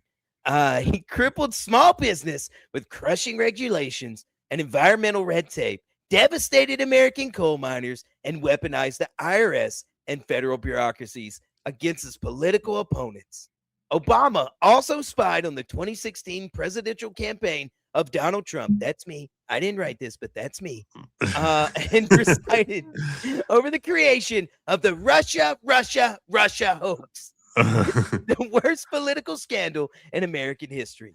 His handpicked successor, Hillary Rodham Clinton, would then lose the presidency to Donald J. Trump. I feel way more informed right now. Oh, man. Oh, look how long it is. There's more. There's more. That's only the first plaque. We didn't get to the second plaque. We didn't get to the second plaque. There's more. No, we got it. We did it. It has the caliphate in there. But look how long that is. Oh, man. Good job, Trump. Way to go, man. Oh. So he needs two plaques. We need to know everything about this guy. So there you go. That's Donald Trump doing it as only he could. He could. It's so great. The auto pin picture is peak trolling, though. That is absolutely hilarious. That one is very funny. Very, very funny. See, what I would have done is I would have put another plaque, I would have just put Obama's picture in for Biden's picture. Oh, okay, yeah. Yeah, I think the auto pin's a big deal right now. Like, a lot of people are trolling about that. But I would have just put Obama's picture up there. Yeah. Sharpening Man 9041 says, AKA Sharpie Guy. All right, Sharpie Guy. Folks, this isn't this isn't the type of decorum that you want your rep to rep you in court. Disqualified chief in DC represented great stats also. Hate to go, gents, but late for me. Blessings, y'all. Good night. There you go. And he's on out of here. He's gone. So, well, anyhow, that was the trolling of that was the trolling by what's his face of Donald Trump. You mean our president, one of the funniest presidents of all time? Oh, he's so good. He's so good. It was absolutely hilarious. Good job, Trump. It is a wonderful time when you get to see political figures go back and forth in a pissing contest, and one of them is way more funny than the other ones. Yeah. Oh, are you kidding me? And to think that all of this started by Obama making a joke, right? When they were sitting at the what was that speech for all the press dinner or whatever it is? And one good thing that he ever did in his life. Yeah, and he sat there and was like, "Yeah, but I'm still a president." And Trump was like, "All right then, okay, Barry." Yeah. So, yeah, Jack Smith. We should talk about him a little bit, right? Sure. Yeah, I used to troll that little account that wasn't him, that was him, that wasn't him, that was on Twitter. Wait, what account are you talking about? There used to be a Jack Smith account that quote unquote wasn't him, but updated everything that he did. And then other people were like, "Oh no, that is his Twitter account." So Really? yeah, Well, it was called Jack Smith. I'm pretty sure. Yeah, I don't know if it's around anymore, but this was on my old Twitter account before Elon banned me for bullying Canadians. Still can't believe that. Yeah. Thank you, Elon. Way to go, bro. It's a very fun account. So he had a deposition with House Committee today, and it was behind closed doors. Okay. So we shouldn't know anything that he said, although reports about what he said have come out. So this is Well, he's got a big mouth too. Like he always, every time we weren't supposed to know something, somehow, some way we heard about it. It was wild. Yeah. Well, this is Jack Smith going into court over here when going into his deposition when he first was showing up as a short. Mr. Smith, you have any regrets about the way you're prosecuting President? Here to respond. So he's not answering. This is what everyone was grabbing because like there's no video of him actually in this. They're all getting him going into there and just asking him, trying to find out whatever they could. You know, whatever little glimmers they can get. Now, it's been reported, and Brian Krasenstein reported, Jack Smith just revealed that Trump broke the law in his opening statement to the House Judiciary Committee. Quote, our investigation developed proof beyond a reasonable doubt that President Trump engaged in a criminal scheme to overturn the results of the 2020 presidential election and to prevent the lawful transfer of power. He also went on to state, our investigation also developed powerful evidence that showed President Trump willfully retained highly classified documents after he left office in January 2021, storing them at his social club, including in a bathroom and a ballroom where events and gatherings took place. He then repeatedly tried to obstruct justice to conceal his continued retention of those documents. Now, the left is like all excited by this. That this is like massive breaking news based on what his opening statement is. This is not like anything like other than him just saying, hey, these are what I charged him for, and I'm just going to keep saying it. It's also his conclusions of law. And this is a guy who literally lost 9-0 in front of SCOTUS. I mean, when you can't get the liberal justices on your side, you're really wrong. You're just dead wrong. And he's lost 9-0 in front of the Supreme Court. And but the left is hailing this as some sort of massive achievement that he went in there and said, I still think Donald Trump broke the law. So that was, I guess, for them a really big deal. And there was a couple of other clips that I wanted to grab for you here, which I hurry up, Joe. We're all sitting here playing Minesweeper on our phones like we're at a like a Fani deposition. Is Senator Kennedy weighing in about what should happen with Jack Smith? What I would like to hear from Mr. Smith is the truth. I suspect it's highly unlikely that he's interested in an outcome punishing someone he doesn't like. And I think he's going to be held accountable. So we will see shortly how much they get out of this one. Search for answers on the Hill a short time from now. Former special counsel Jack Smith set to go behind closed doors and face House lawmakers about his investigations into Donald Trump, and we'll see how he answers that. So, yeah, that's John Kennedy saying he thinks he's going to be held accountable. That Pam Bondi is going to hold him accountable. There are rotting corpses waiting for Pam Bondi to hold anyone accountable. So no, I wish that was true. I wish what he was saying was actually true. But yeah, I don't. Do you think she's going to end up holding Jack Smith accountable? No. Never. Never. Anyone think for even a second that that's going to happen? Not at all. Not ever. Why would they? They're never going to do that. 10 minutes after she gives us the list is when she'll do that. So yeah, I appreciate his optimism there, but I struggle to believe for even a moment that that's going to happen. And here's Mike Johnson weighing in on today's proceeding. And we spent a lot of time uncovering just the complete and total weaponization of the Department of Justice under the Biden administration. They used it to go after political enemies, and chief among them was, of course, Donald J. Trump.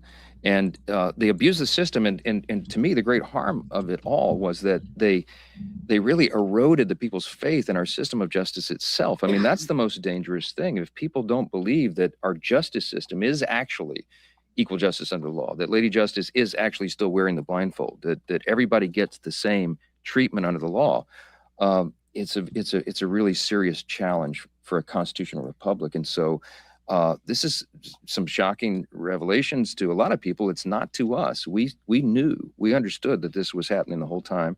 The evidence, I think, and I expect will verify all of that. And there's going to have to be appropriate accountability. I mean, accountability is key here. It's important because if you're going to restore the people's faith in the justice system, you have to show them that there are serious consequences for people like Jack Smith, who abuses that system. We have to ensure it doesn't happen again. And we'll see how all that unfolds, but it's going to be it's already unfolded. We've seen everything we're going to see. Unfortunately, I don't think we're going to see anything more happen. No. Nothing. I got a bunch more of things on this. Julie Kelly pointing out that with respect to his statement there, that he's saying that the investigation developed powerful evidence that showed that Trump willfully retained highly classified documents in the ballroom and in the bathroom. Julie Kelly points out, looks like he's lying to Congress. There's no evidence any of the illegal classified documents were in the areas he just described. His prosecutors admitted last year they did not know whether any of the moved boxes contained the documents he claimed were classified. So it could have just been other records which were not at all classified, which were in the bathroom. Trump and his team cooperated with the DOJ prior to Smith's appointment, even allowing Jay Bratt, who later would become the lead in the docs case, into Mar-a-Lago voluntarily in June of 2022. So yeah, that raid on Mar-a-Lago was just completely and totally asinine. And here is a report that Byron Donalds is seeking to impeach Judge Boasberg after it was revealed Boasberg assisted Jack Smith in spying on countless Republicans, because that's just basically what's happened.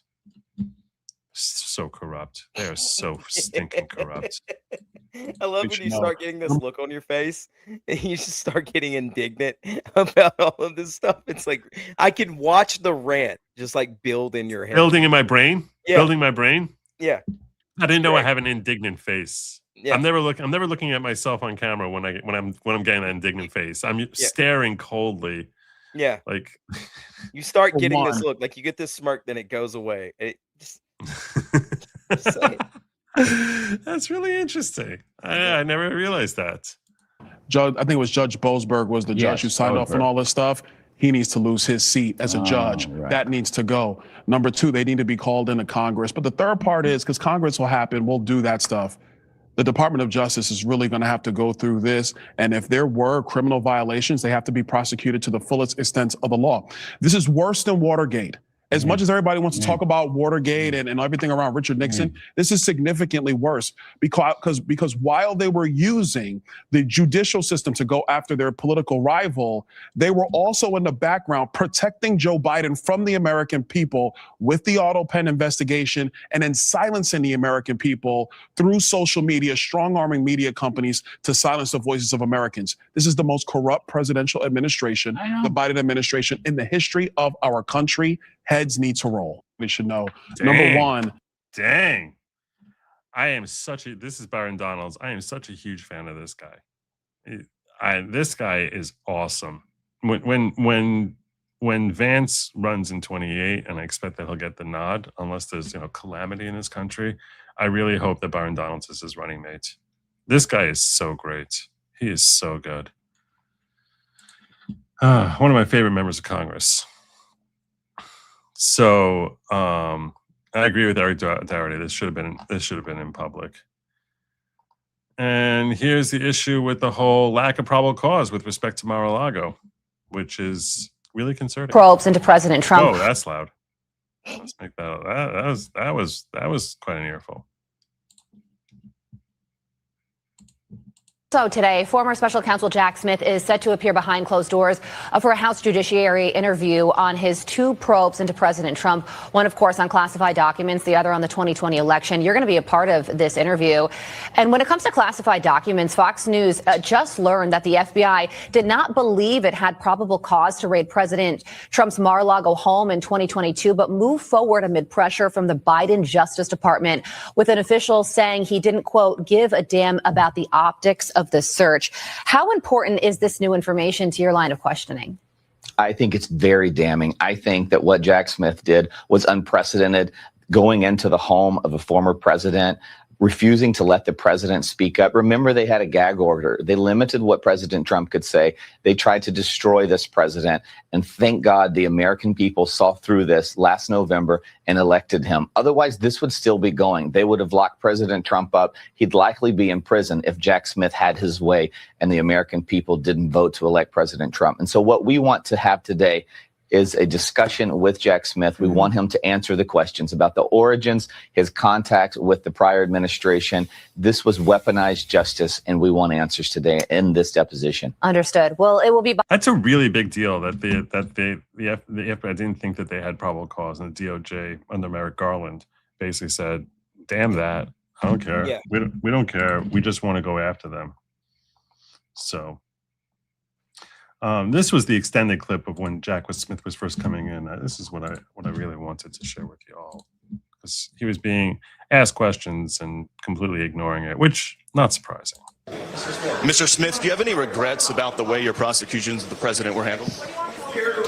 What do you plan to tell the committee today, sir? Mr. Smith, do you prefer a public setting for this hearing?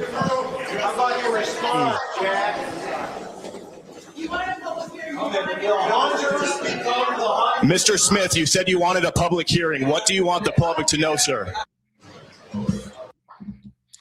How are we still not at 200 yet? I don't even understand how that's possible. Are we not at 200 yet? I haven't even cannot said anything. Oh, no, we're no 300. How are we not at 300 yet?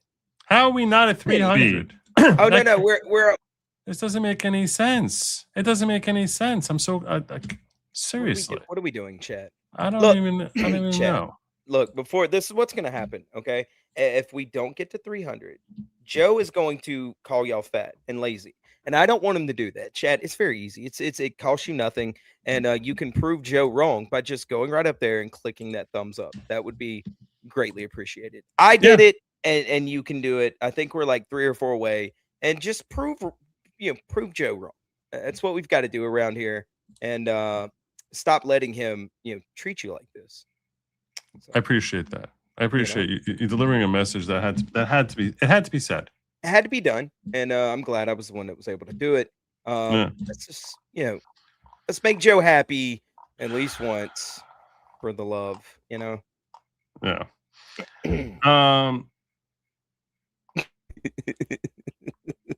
You want to see a longer clip from when he first arrived there? Oh, of course, yeah. I love watching Jack Smith. He just looks so he looks so pissy all the time. Like he constantly looks like he has a tummy ache. And I was thinking the same thing. He looks like he's taking an enema. He's always so mad at the world. So this is Ivan Raiklan, who supposedly has like this is the best. I haven't seen it yet, but supposedly this is like the this is the best clip of him coming in.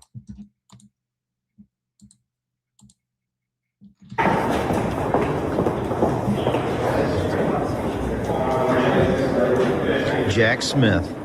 Jackass Smith. Hey, Jack, why did you come after me in your subpoenas? There's 197 subpoenas. The 4 most important ones were targeted against Save America PAC, Save America Joint Fundraising Committee, MAGA PAC, and Trump MAGA. And you wanted to find out from Susie Wiles and Chris LaCivita on whether or not they had communicated with me, Ivan Raiklan, the Proud Boys, Oath Keepers. Sir, you can hear me. Respond. Jack looks like he might have AIDS. Why do you think many people out there call you Jackass Smith, sir? With all due respect. With all due respect. No disrespect intended. No disrespect why do you think people call you that? Yeah, you jackass. Sir. Thoughts going into So you went after the Proud Boys and Oath Keepers. You falsely in your filing said that the Pence card memo tweet that I wrote and posted that Donald Trump retweeted was somehow related to January 6th. Remember, the Electoral Count Act, Title 3 U.S. Code Section 12 refers to the December 23rd deadline of 2020 for the vice president to send back to the states that transmitted their illegitimate and illegal electors, all of them by which, to include 39 states in total because they ran their elections due to COVID rules. The Pence card memo was related to the Electoral Count Act. It had nothing to do with January 6th. Why did you take verbatim the January 6th Fedsurrection Cover-Up Committee's report claiming that the Pence card had anything to do with January 6th? Why do you have to be so ignorant, just like Jamie Raskin, just like Benny Thompson, just like the Pelosi, the entire Pelosi Fedsurrection Cover-Up Committee? Care to respond, Jack? I'm waiting, Jack, and so is the rest of America. How about you respond, Jack? Jack, how about you respond? The hunters become the hunted. The hunters become the hunted. Huh? Come on, Jack. I gave you all this time to respond. What say you? Jack? Remember, the Pence card had nothing to do with January 6th. Hello, I'm Landon. Good luck. Jack Smith looks forward today to answering the questions of this Go to the mic. Good morning. Jack Smith looks forward today into answering the committee's questions into his investigation into President Trump's his possession and securing the classified documents at his social club in Palm Beach. You mean the Crossfire Hurricane Russia hoax documents, sir? Today, testifying before this committee, Jack is showing tremendous courage. How is he showing courage? Where the hell is the courage? It's don't go to jail, show up. That's not courage. People have gone to jail for not showing up for subpoenas. Like that's what happened to Steve Bannon. He went to jail for that. I covered that trial. Yeah. So that's not courage. No. Not at all. Courage Not is when even you a little step up. Courage is when you step up when you don't have to, not Yeah. when there's a gun to your head. Yeah, it's when you say something when you know, you're a little bit scared, or you step up when you don't have to. It's just like, come on, man. Yeah. Remarkable and unprecedented retribution campaign against him by this. So there's Raiklen, who did it's pretty aggressive there. Pretty aggressive. You gotta respect. You gotta respect the level of aggressiveness there. Yeah, I thought he did a great job. You know, and he was very respectful. You know, With all due respect. with all due respect, you With jackass. all due respect. Yes. Look, you have to give proper respect, and it was clear that he was doing that. So, two more things I want to cover real quick here. Two more things that we need to cover real quick. Number one is Dan Bongino. What happened to Dan? I saw people in the chat earlier talking about old Danny. There's talk about Dan Bongino potentially stepping down from his role with the FBI. There's been reports to that effect, and he responded to that. Sort of. Kind of, in a way. Kind of. Yeah. Dan Bongino responded to a report claiming that he's leaving the FBI. Deputy Director Dan Bongino responded to a report alleging that he is on his way out of the FBI. MS Now reported, if you trust them, on Wednesday that Bongino has quietly told his colleagues that not only is he leaving his job next year, but that he will not be returning to work at FBI headquarters. He also allegedly told his team that he tentatively planned to announce his departure from office on December 19th, which would be Friday. Sources told MS Now that some of Bongino's personal items have already been removed from his office. When MS Now reached out to Bongino for comment, he didn't outright deny the report, but had some choice words for the liberal outlets. Quote, print whatever you'd like. No one believes you anyway. Bongino said, thanks. The FBI did not comment on the report from MS Now. While one should take any report from MS Now with a large grain of salt, some interesting reporting from other outlets suggests that Bongino may indeed be looking to return to the private sector in the near future. Right-leaning New York Sun previously reported that Bongino's FBI office was totally empty and his chief of staff had moved on.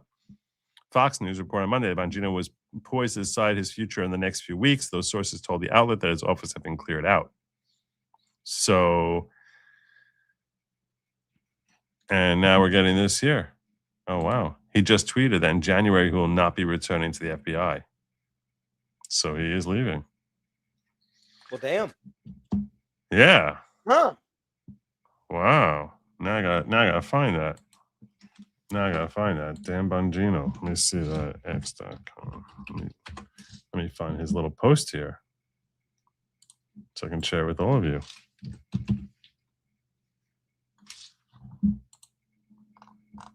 So I guess maybe MS Now can be believed. Oh, no.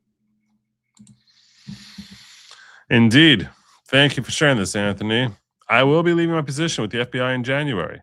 I want to thank President Trump, AG Bondi, and Director Patel for the opportunity to serve with purpose. Most importantly, I want to thank you, my fellow Americans, for the privilege to serve you. God bless America and all those who defend her. Wow. A lot of people speculated that this might happen, but yeah, crazy stuff. Why do you think he's stepping down?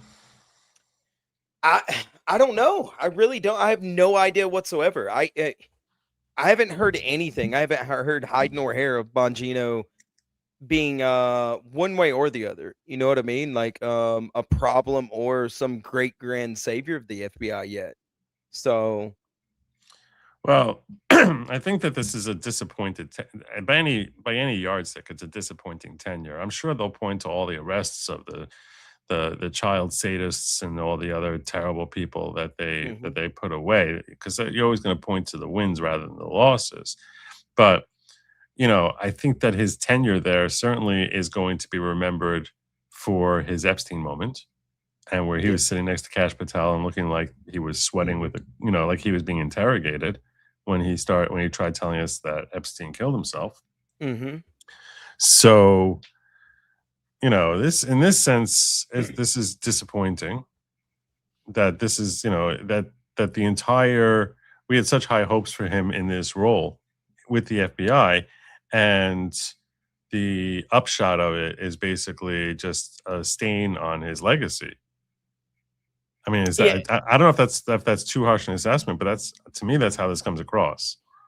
To me, his tenure just was nothing. Like, I completely forgot that he was over the FBI, other than the Epstein thing. What else has he really done? And some people are speculating like he's dead, Jim, that he's leaving because Bondi sucks. Yeah, Pam Bondi is bad. I called it the moment she got announced. I think me and Jim Tells You had an argument over that, or a discussion over that on another channel when that happened. So I was disappointed in Pam Bondi. Yeah, she's very disappointing. She's been a disappointment.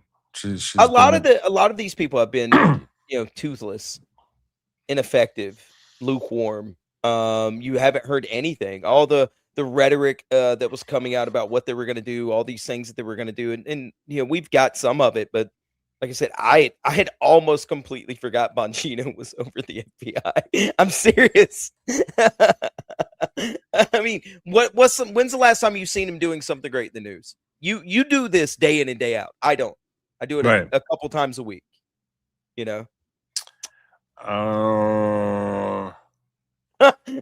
See, right there, you going on having to really scroll back in your Rolodex, and they've been in there for over a year now. I mean, a year now. Yeah, I mean, the problem is here's the problem. Okay, there was all these sweep. No, I'm not sweeping at all. Okay. There were all the when they came in there were all these big names Mm-hmm. that these giant whales, Mm-hmm.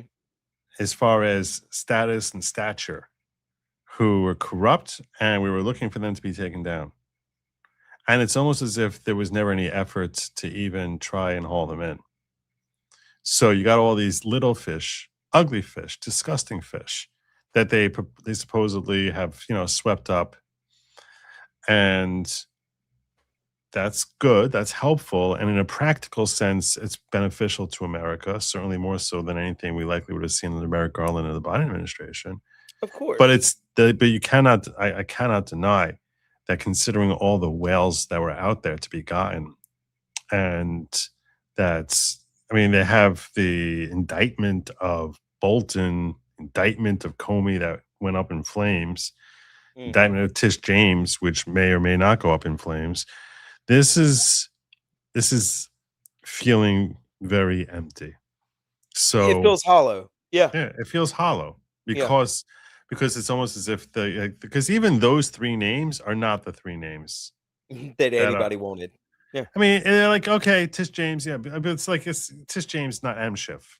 It's not, and you could have gone after Adam Schiff for the same stuff, and we don't see that. It's not.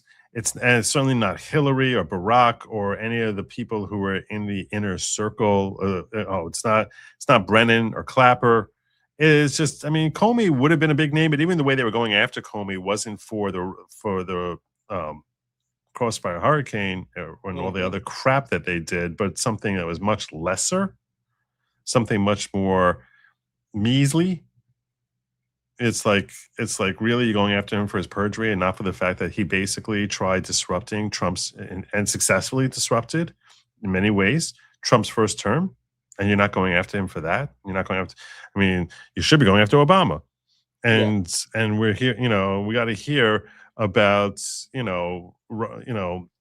Benny creepy loser kid chaser Giacomanowicz.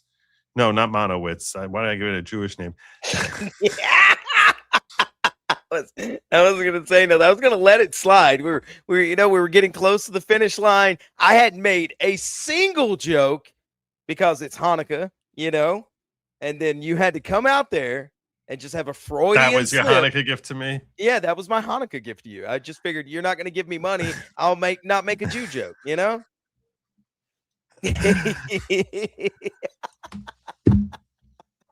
Look at you. You can't even make it to the end. I'm just never mind. I'm gonna let it go. I'm not gonna put up with that look.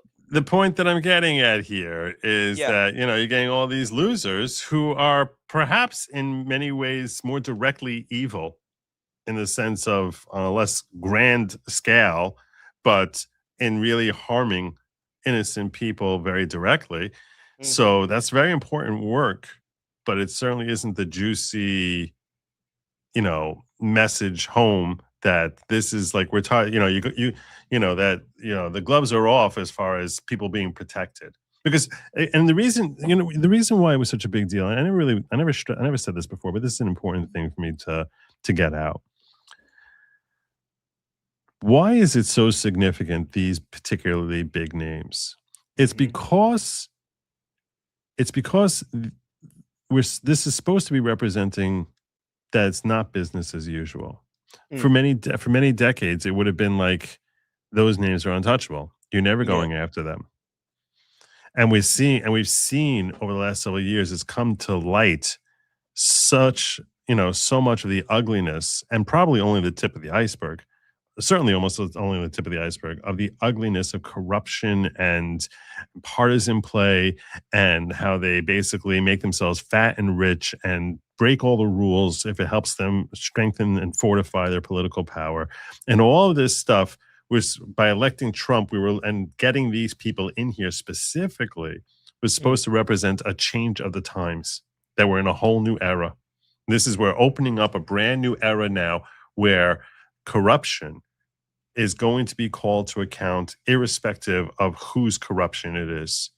And the fact that they didn't go after these whales is heartbreaking, in that it's dashing that hope that such a thing could ever possibly happen. Because if these people, and we have such ugliness and such corruption, and these are the people who we would be our first choice to go after them, and they didn't bother trying to do it, who the hell ever would? So in that sense, there's like a bittersweet feeling with respect to Dan and Cash, where we feel as if, we appreciate the messaging we've gotten from them. We appreciate how much they've added to MAGA, and we feel as if they're almost like capping how great America ever can be, because there's certain levels of corruption which will forever remain untouchable. That's the way it feels to me, and I think likely millions of Americans. And that's because of their failure in this way. And that's a very serious thing. So on the one hand, like, we have such great memories of things they've said and done, or, positions they've taken, which draw our respect.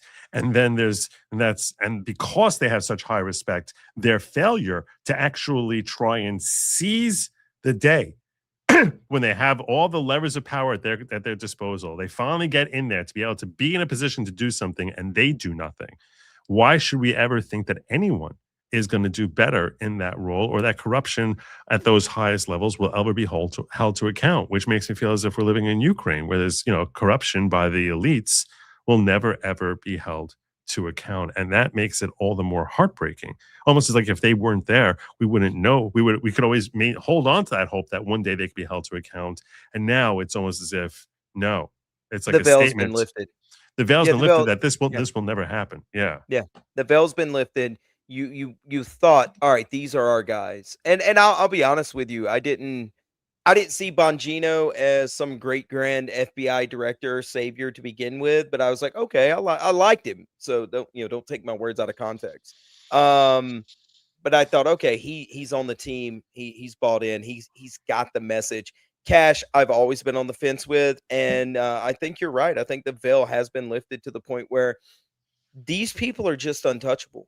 We're living in their world. We're playing their game, and they'll give you these little fish that are in the pond and go, see, that's good, right? Like, look at this. You got a bunch of these little fish. You're like, yeah, but I just want that big grand one, right? Yep. I may go home with a bucket full, and that may put a dent, and that may help a lot of people, and that may look a little good, but I want that big fish that you can mount on the wall. And it showed us that you can't ever get it. You can't. Nobody, I don't know what it is. I don't know if they just don't have the gusto, if they were told not to. That's what's bothered me the most out of some of these people that have been put in from this administration. It really is lukewarm. Okay, I'm going to be heading on over now to locals to watch Trump do his thing. I'm sorry I didn't get to that last story about the based older woman. I plan on pushing that to tomorrow. I'll definitely be covering that at that point. I'm probably open with it tomorrow, unless there's earth-shattering news tomorrow. It was an interesting story that I wanted to share with you all, and a little bit heartwarming, where you see a Karen get hers, but I didn't have a chance to get to it, and I really do want to get in a timely way over to the Trump. The Trump address. So that's going to be on locals at goodlogic.locals.com. That's goodlogic.locals.com. That's where you'll find, and the link is pinned in the description. It's in the description. It's pinned in the chat, both in the ghetto. You just click the link and boom, you're there. I'm going to be going live with that. In fact, you know what? I can even do better than that. I could probably even go live while I'm here. That's the way I can do this. Uh-oh. I didn't even think of that. Oh, Jack, we are 4 people away on my channel from hitting 600, by the way. So if y'all want to mosey on over there, y'all could do that too, and just you could just hit that subscribe button. That'd be nice. That'd be wonderful. That'd be fantastic. If you guys can hit the subscribe, that would be awesome. We're on our way to 1,000, and pretty quickly too. It's great. It's fantastic. Yeah. So I'm going to. So I'm not. Yeah, I don't think I should be. Doesn't make sense to be directing them over to Jim. That would be like pretty counterproductive, right? It's pretty. It's pretty punching myself in the face. I mean, you said you were going to do it, but not everybody in your chat's from locals, right? They'd have to subscribe to your locals. So, Right. Okay. All right. Yeah. Fine. I'm just saying, I get it. It is counterproductive, but it seems really stupid. You can't just like send them from here to locals. Look, if you want to continue watching Joe and watch him talk about the president, everything that's going on, sign up for locals. Also, go to my channel. and click that subscribe button. That's basically screw Joe every way possible. I'm not saying that at all. I'm not doing a stream after this at all. Okay. Yeah. I don't stream around or on top of you because mainly I'm lazy. This is me being very, very noble, where instead of like basically shutting Heroic. everything down and telling people come to me, I am going to be redirecting people over to Jim if they stay here in Yahoo. But I will urge you, excuse me, in Yahoo, in YouTube, if I am going to urge you that if you're interested in watching me when I'm I'm going live. In fact, let me set that up right now. I'm going to set that up Somebody now. in the chat said, listen, in true Jewish fashion, Joe wants money. Stop criticizing. All cultures are equal, except the Jews are better. That's what somebody in the chat says. Simply Green, how's it going, brother? Says Cynic is a retard. Yes, I've never claimed to be anything more or less than a retarded man from Alabama. All right, that's just the way it is. So, yeah, well, I'm setting up that stream as we're speaking here, so that this way I can actually be streaming right now as I close out. Before I close out. Do you think he's gonna announce war with Venezuela? We're already at war with them. I mean, but it's technically not war yet. Mm-hmm. You know what I mean? Like he hasn't taken it to Congress and voted on it, and done all that, has he? No, but that So we never went to Congress with the Korean War. We spent 3 years there. Yeah, but that was a police action. Okay, exactly. So we can have police action here for how long? Yeah, I can see you, Veds. All right, I'm in both chats. I keep both windows open. I try to give Joe as much support as I'm watching him because he needs it. Right? Without me, where would Joe be? That's what I say every Wednesday. That is what he says every Wednesday, and we almost didn't have him today because he was so significant. I forgot to text. Don't.